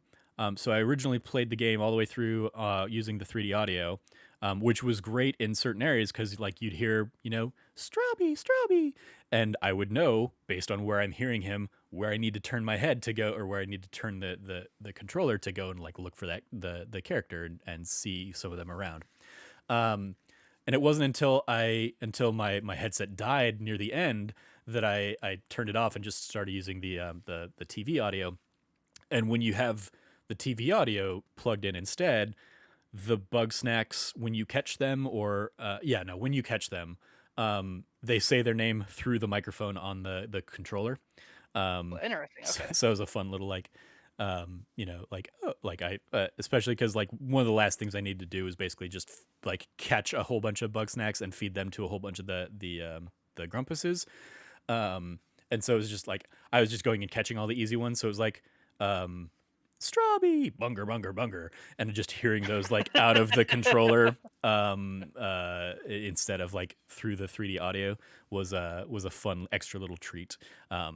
But yeah, so Bugsnax, you are playing as a journalist investigating Snacktooth Island because this character Lizbert has brought a whole bunch of people together there, and it's Bugsnax. It's what you've seen from the trailers.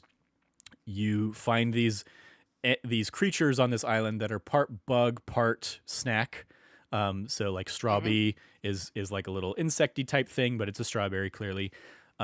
Bunger is a like a hamburger cheeseburger kind of creature that's also like crab like in nature, I guess.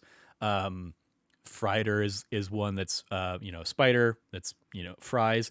And the design of them is oftentimes like incredibly clever. Like the Frieder, so the spider legs are the fries, and the body of the spider is those little like white ketchup containers Hmm. that you get at like a McDonald's or a Burger King or like any of those Yeah. places that you just like pump the ketchup Little into. containers. Yeah, Yeah. Hmm. it's those things. And like and I didn't catch that in like a lot of the pre-release stuff or whatever, but like when you catch these things and you can go in and you get like the Pokedex version of the Bugsnax, the Snackopedia or something like that.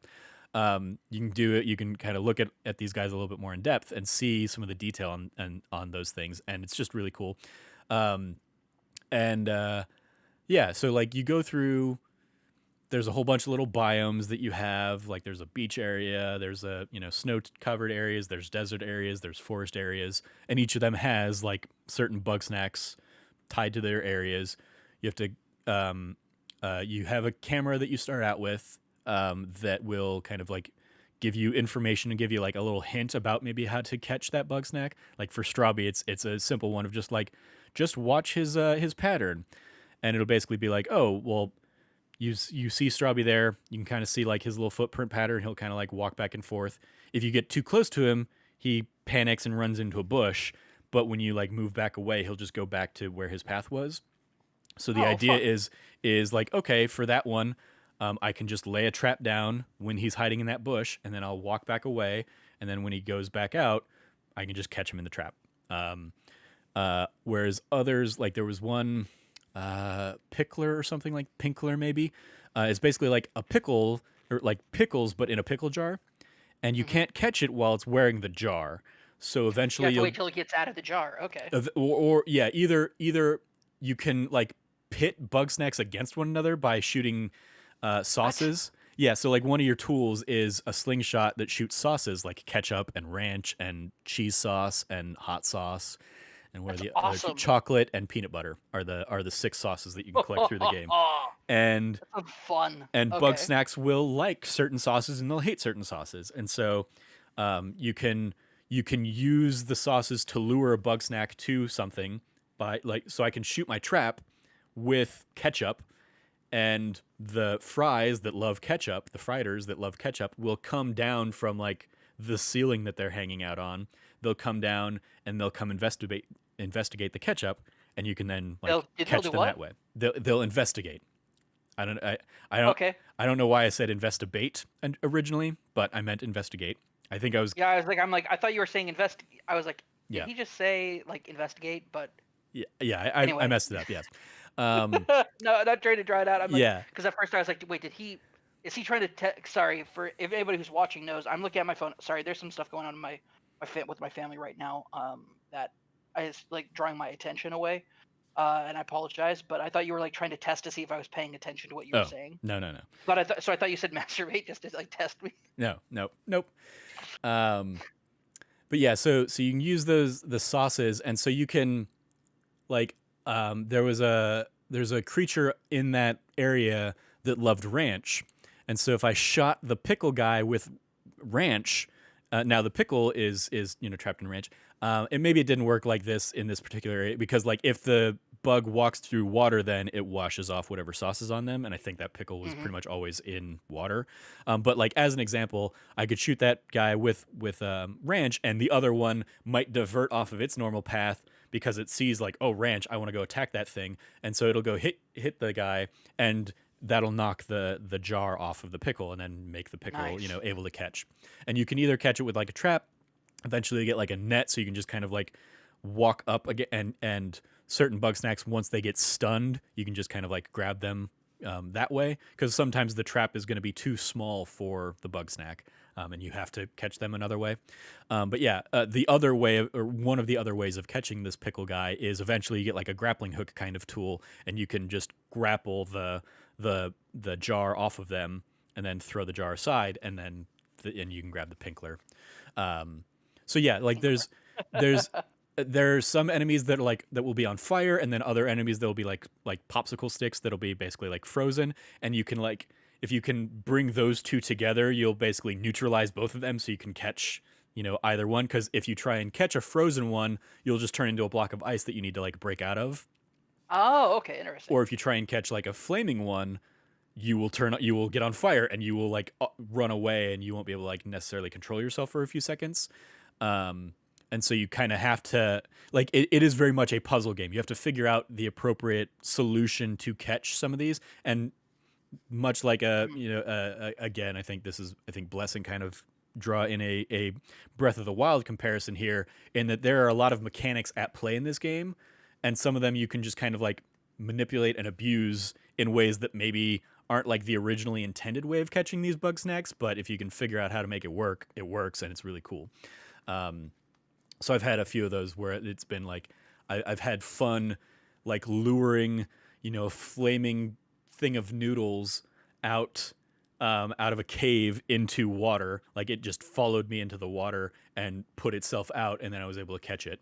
Um, uh, but there are like other ways that you can kind of like tackle each of those little puzzles and solutions and stuff. Okay, And I can and understand. it's a game full of like those aha moments where you'll be trying to figure out, what do I need to do here, what do I need to do here, and then when you figure out a solution that works, it's like, yes, that was really cool. But then it's also like sometimes it's just like, I don't know.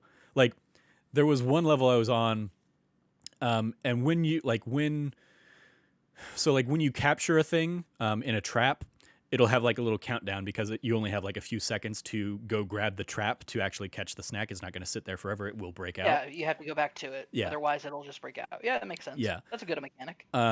And then when That's a you good mechanic, not a good mechanic. yeah, similarly when you stun a bug snack, it will have another similar timer that will kind of be like, okay, you only have a few Mhm. seconds to go and grab this guy.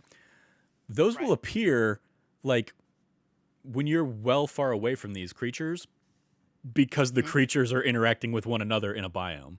So like there was one Oh. like I was on a beach at one point, and I could see like far away that like I like a couple of things were just constantly popping up green and having like the little countdown thing, and I went to investigate, and it was like a popsicle bug snack and like I think a ramen noodle bug snack or something, like had just started fighting with each other, and so they were constantly like in this battle where like they would like stun each other effectively, but then as the timer like ticked down, the popsicle would go back into being frozen, and the ramen would go back to being spicy hot. Hmm. And then they would like, because they were mortal enemies or whatever, they would go fight each other again. And so some of these, it was just like I didn't even have to do anything. I was just able to kind of like stumble upon catching them. But yeah, it's a charming little game that also, admittedly, once you get like further and further into it, has some weird like dark humor, sinister undertones to it that I found very amusing. I've seen a lot of people being like, "Hey, once you get to this point in the game, if you're playing with your kids, just tell your kids the game ended and don't go into that." I don't really Is it like. talking about like colonialization and No, no, like? it's not colonization so much as like the deep sinister darkness that is the reality of Bugsnax. It's like, yeah, but still, it's all fun and whatnot. And yeah, I don't. It's another thing that like would be better suited weirdly for a spoiler cast. Um, but yeah, it definitely takes a turn that I wasn't necessarily expecting, but once I was introduced to the idea that there was a turn, you do start seeing like in how some of the grumpuses interact with one another. It's like, yeah, they all have a little bit of extra bite to them that kind Mhm. of betrays the like very colorful surface, of everything. But like some of it is also just out in the open. Like one of the grumpuses, that you get midway through the game is trying to do some experimentation on the abuse or the use of Bugsnax, and he enlists you in a mission to cut off his own head because he thinks that the Bugsnax will restore his head. Um, like you could cut off the top of his head, and because Bugsnax replace limbs and stuff like that, like his head will be fine. Somebody kind of like intervenes and stops it, but it's like there's a darkness to that idea and that mentality that's kind of underlying that character. So, yeah, there's like it's got the right level of dark humor for me. Again, kind of like all under the visage of this like very like cute and fun and flowy game. Um, like some of the bug snacks will only pop out at night. Some of them have to, certain conditions have to be met.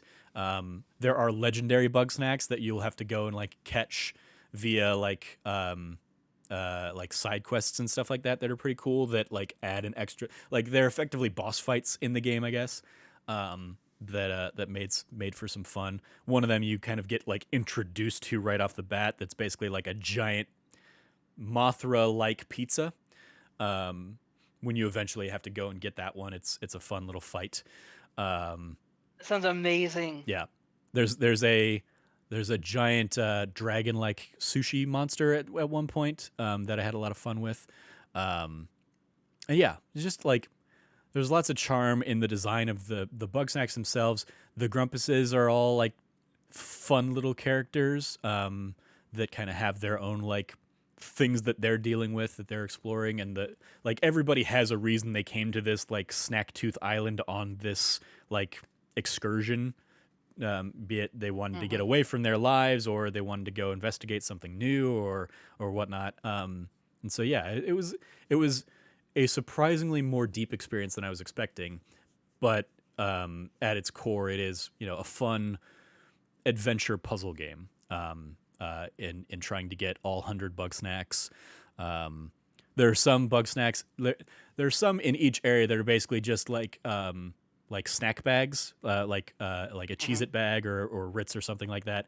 Um, like different ones in each biome, and they're not moving around. They're just hidden around the environment, and you have to like find them and then figure out how to get them. Um, Oh, interesting. Okay. yeah, they're called snack pods, I think.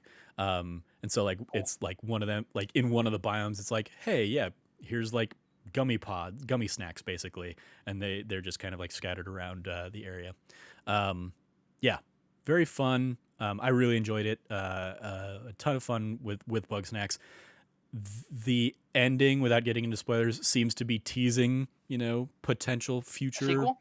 sequels or something like that. So I would be very interested to see the Bugsnax franchise continue. Lots of fun with Bugsnax, and the the Bugsnax song, I think, only came up during the end credits. I don't think it was introduced at all before that.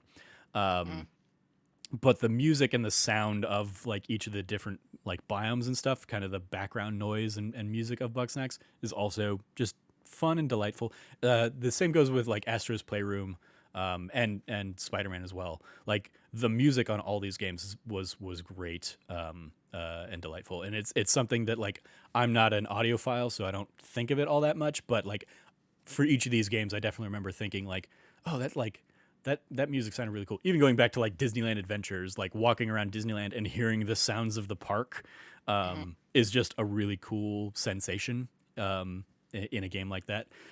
So yeah, lots of great music in Bugsnax, even if it's not just the Bugsnax theme that kind of like wraps up the game and kind of leaves you as like a final taste. Any other Bugsnax things I can answer for you? Any questions you might have? What is your favorite bug snack? My favorite bug snack,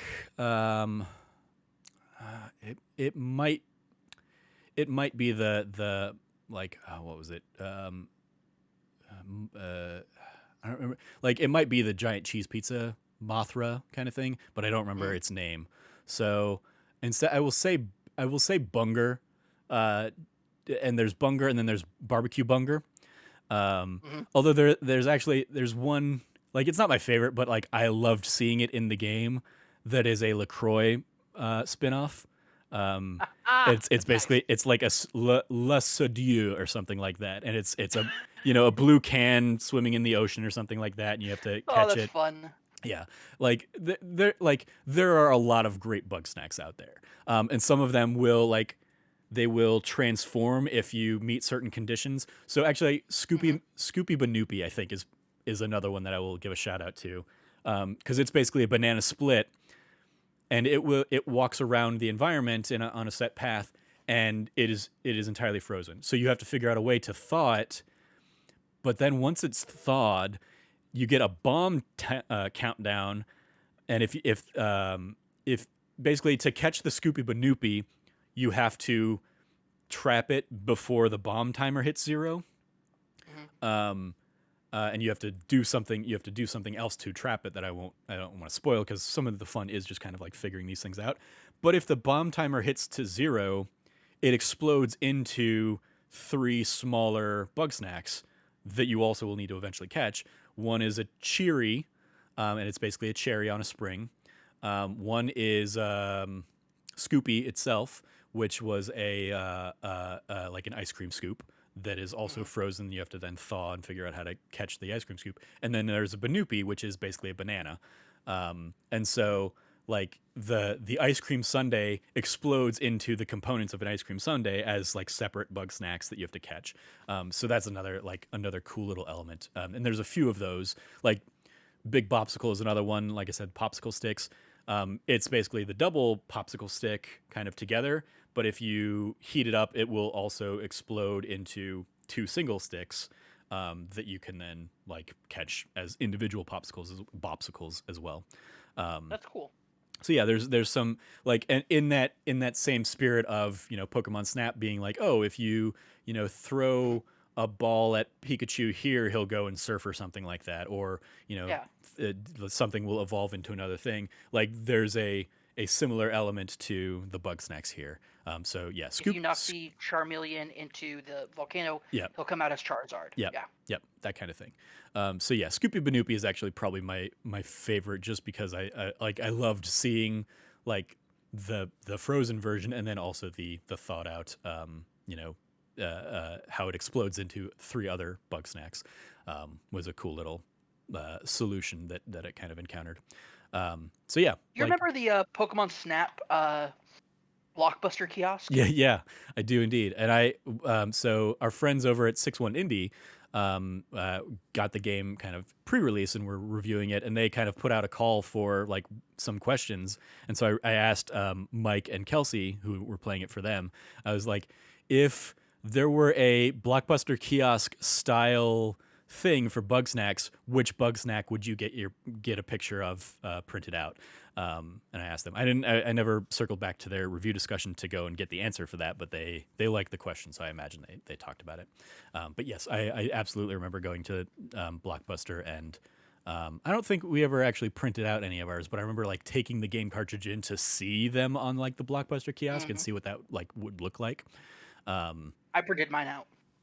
It's one of those things that I have no doubt, knowing that like Jen St. Ange Miller was working on the PR for this game. If there had been a PAX East or Oh yeah, A PAX West this year, like the Bugsnax booth would have been crazy, and I'm sure would have had something like that. That like would have been like, hey, probably. print out your Bugsnax here or something like that. Do you remember Um, at PSX 2016 when What Remains of Edith Finch? Did you ever go to their booth over there? I don't think I did. Did they I have did. basically like the house No, built out? so so they had like a couple like furniture pieces of the house, etc. Like it was fine. What they were doing though is they would take a photo of you Mm-hmm. and print it out and put it in a frame. And that photo is I have it over there. I'm not gonna hop up and like disrupt everything that I've just like settled on to grab it. But it basically lets you put your name there as mine is Cameron Finch. Mm-hmm. And because the whole point of the game is like people in this family die of mysterious circumstances. Mm-hmm. It was like the date of my birth to the year of like when I died, like my birth year to Yeah. my death year. And of course, for my death year, I chose 6969, which is the sexiest year in existence, or so you would think. It's actually during a great time of sexual repression uh, by an immortal council of dudes. If you watch the documentary by Ninja Sex Party 6969, like it's a full understanding of the concept. It's important if you want to understand this as a it's an Clearly, important documentary yes. about our future. So Yeah. Cool. Yeah, and I have no doubt Jen's activations for this, and she's kind of alluded as much. Like the fact that this game came out in a year where we were all in quarantine and couldn't do those kinds of events. Like, yeah, oh yeah. E3 would have definitely had a big Bugsnax showing, and PAX West I'm sure would have also. So it's unfortunate Well, that she wasn't since it able to was the stretch PS those yeah muscles. But yeah, the fact that it was a PS5 PS Plus release for like the day and date of PS5 is a like one super awesome. It means hmm that it definitely caught the eye of some really good important people. Also speaks a lot to our friends over at Pop Agenda who really know how to like know a gem when they see it. yeah, absolutely, And because when I first saw the first thing about Bugsnax, I was like, this looks this looks dopey. yeah, This looks dumb. But in my mind, I'm like, if Pop Agenda's behind it and promoting it, there has to be something there hmm to make it worthwhile because I know these people. I know they're smart about what they choose to help. Um, and it's not like it's very good stuff that they choose to help out with. Uh, uh, and the reason I have that opinion is because I played um, Welcome to Elk yeah, at PAX East this year. That feels like a lifetime ago. yeah, But when I played Welcome to Elk, I was expecting kind of like the same thing, a dopey looking game. And it ended up being my game of the show. It is a game I can't wait for my PC to be up and running so I can finally get to sit down and play. Um, I'll definitely have a feature about that game. I don't know if I can do a let's play because I might stop and cry. Um, Nobody wants to see the sad clown cry. Uh, no, but to the point though, that experience showed me that and that's from that experience when Pop Agenda came out that they were backing this game. I said, okay, there has to be something more to this game hmm because otherwise, I don't understand why they would be promoting it. Like this is not a big team that you could throw money at and they'll promote your game. They do choose their projects carefully, and this is definitely going to be has to be something special about it. So hearing the culmination of that come into effect. We have, obvious disclaimer. We do know Jen, but like more closely, we know George Cruz Alvarez, who is one of the people on this project. Hearing his excitement throughout the entire development cycle yeah, has been extremely rewarding to see it happen. And shout out to him because he did get his name in his first video game credits. yep, Super proud of him. He is a very incredible, like talented person, and so to see this achievement for him is incredible. yeah. Yeah, and you touched on something there. The fact that this is a PS5, PS Plus game, only the PS5 version. But even if you don't have a PS5, you can go log in and redeem it now. Between now and January, I think, is the window that is on the PS Plus menu. So you can redeem it now, and it'll be there waiting for you when you eventually get a PS5. So it's Yeah. another one.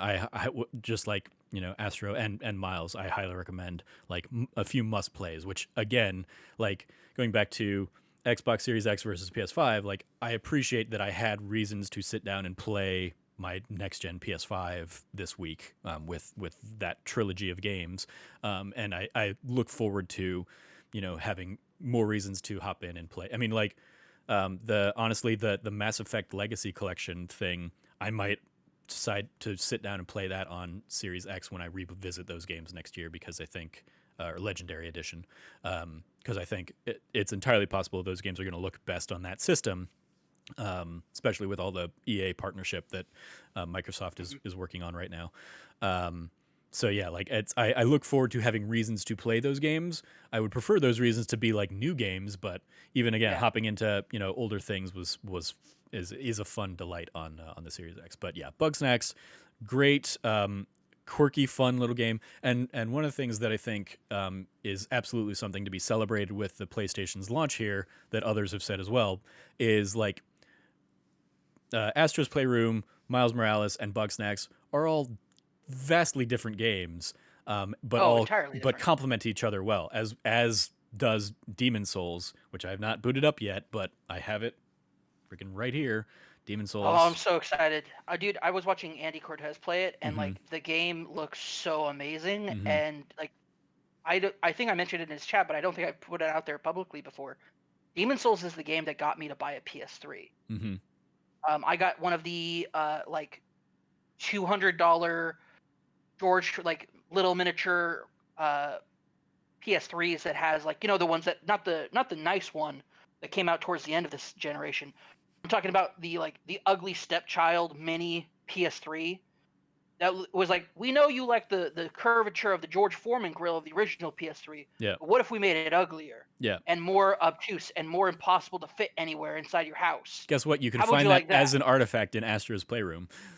Can you really? Yeah, Awesome. yeah. They have like they have a ton of those, and each of them has like their own little like they each one has like a little bit of flavor text to it. And I don't remember what the specific ones for that was, but like the flavor text in and of itself is often referencing some of the meta commentary or the humor around some of these Mhm. things. Yeah, like in particular, so going back to Astro's Playroom, so you find artifacts within the levels, but then also in the Mhm. Nintendo Labo area, you're collecting coins throughout the game.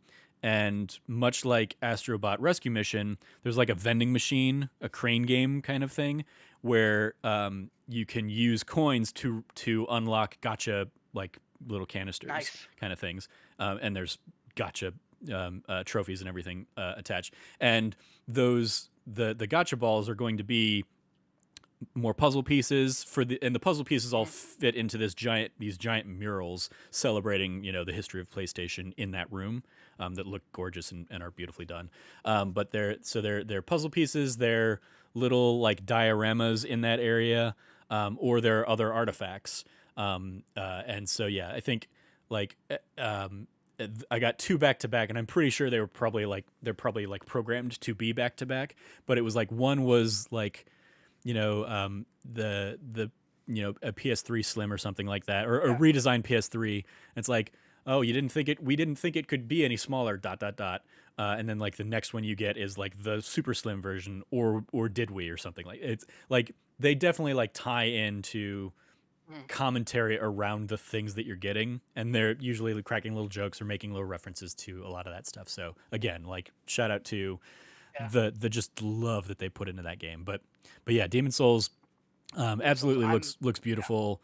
I mean, it was a reason you got a PS3. I've heard from other people that it's the reason Mhm. they got a PS3 as well. Certainly never Because my it's kind of thing, but yeah, also I mean, especially in the 360 era, if you were a 360 person, yeah, that was probably a great reason to pick up a PS3. yeah. I know that is a reason that people are picking up PS5s too. Yeah, I will Not say me, so. but Yeah. Yeah. The reason was I remember this is weird. I'm having like a stunning recollection of when this happened. Um, I was watching or I was listening to the G4 podcast. Uh, it was after Adam Sessler's departure, and so the host was Blair Herter, who shout out he's heading the He's revival reviving, of yeah. G4, Yep. which is now is a perfect time for like a company like not necessarily a channel, but like an outfit like a G4 right now. I'll be very interested to see where it goes. Like, have you been Yeah. keeping up with anything that Watch Venn is doing? The Venn? No, what? Venn, Venn. It's like I know it through Emma Fife and Jimmy Wong. They host The Download as a it's Watch Venn on Twitch basically, but it's basically trying to do a lot of what G4 appears to be trying to do, and they basically beat them to the market because they've been planning this for a while. But it's basically like Twitch streaming shows and like interview shows and news shows and stuff like that. But then also I think on YouTube, and I think they're also just signed a deal for like a TV syndication deal kind of thing. Interesting. It's I don't know what kind of numbers they're getting, and I don't know what kind of numbers G4 is going to get, but it's definitely something that I mean there's certainly like seemingly a marketplace for it.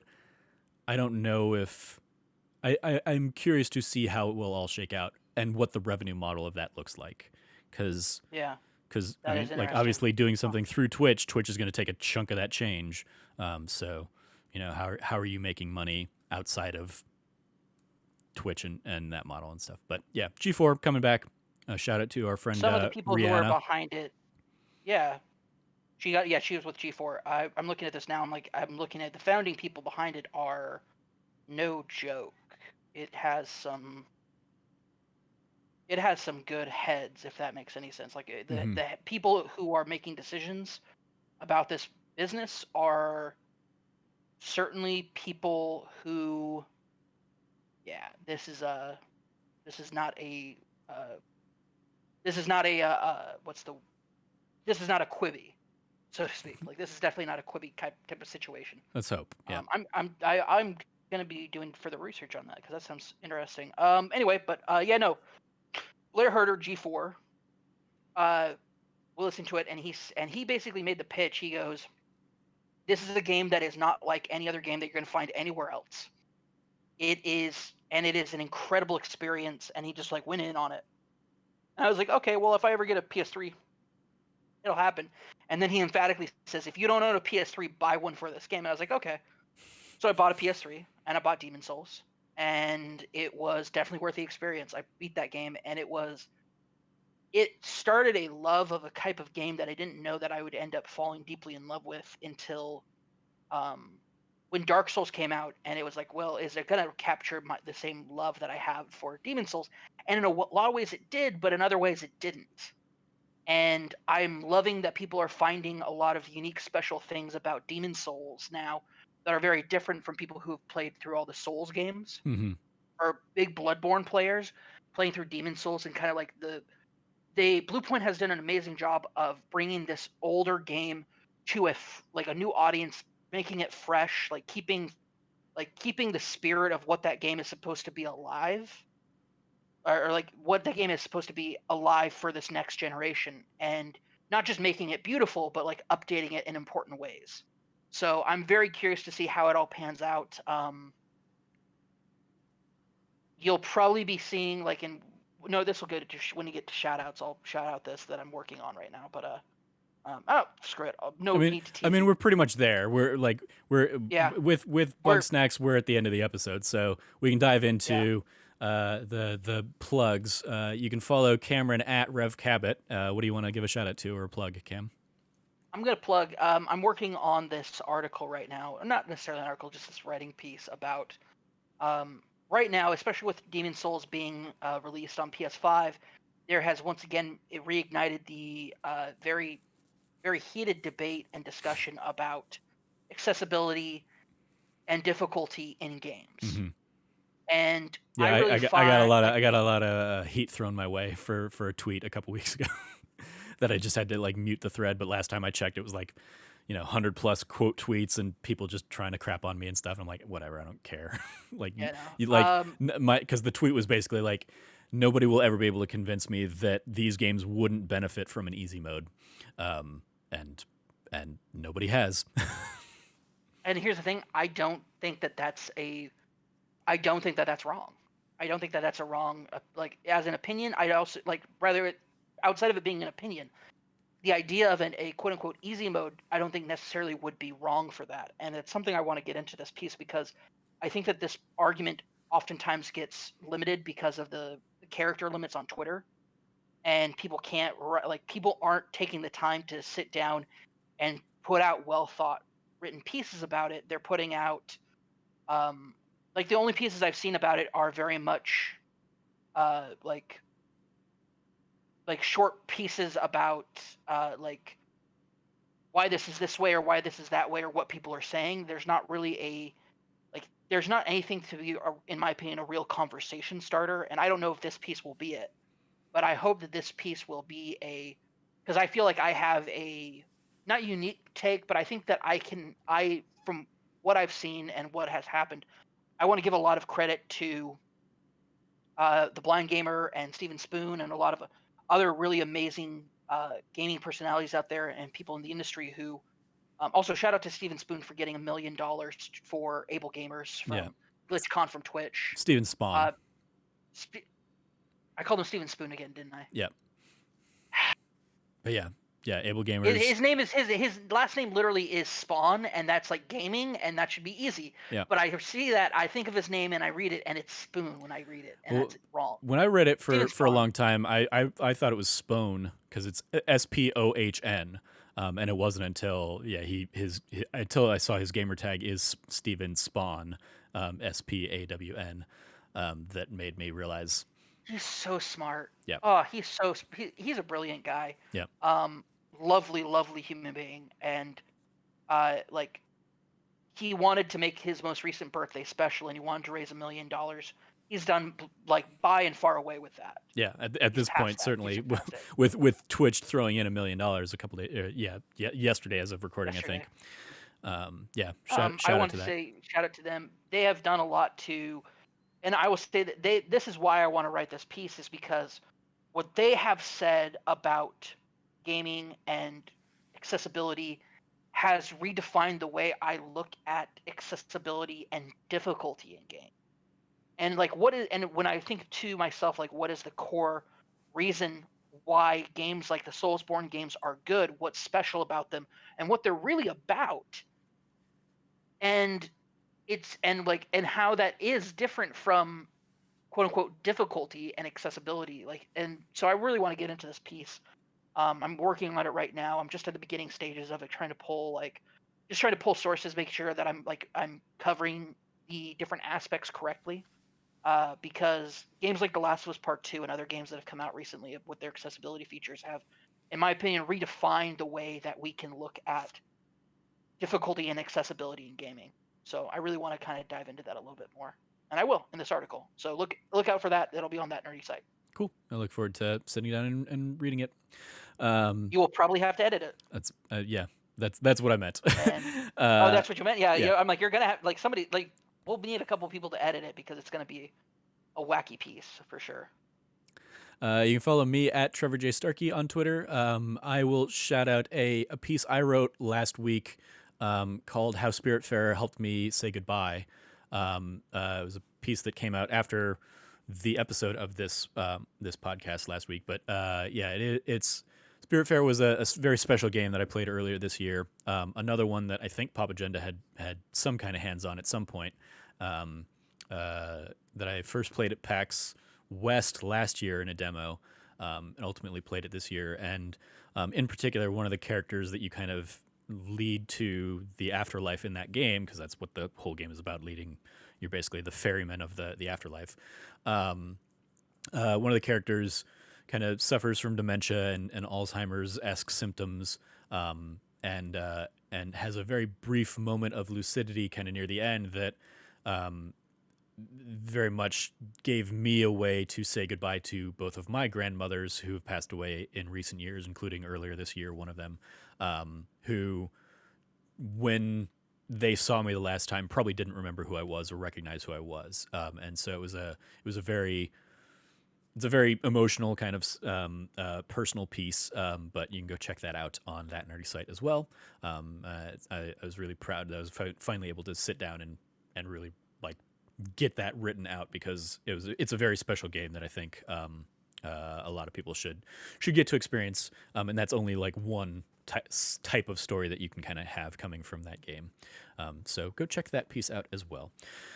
You can follow all of us over at That Nerdy Site and check out thatnerdysite.com for all the latest content, like the Let's Play of Astro's Playroom that I mentioned is up there on the YouTube channel. You can go to youtube.com/thatnerdysite to find that as well. We're trying to do a little bit more of that.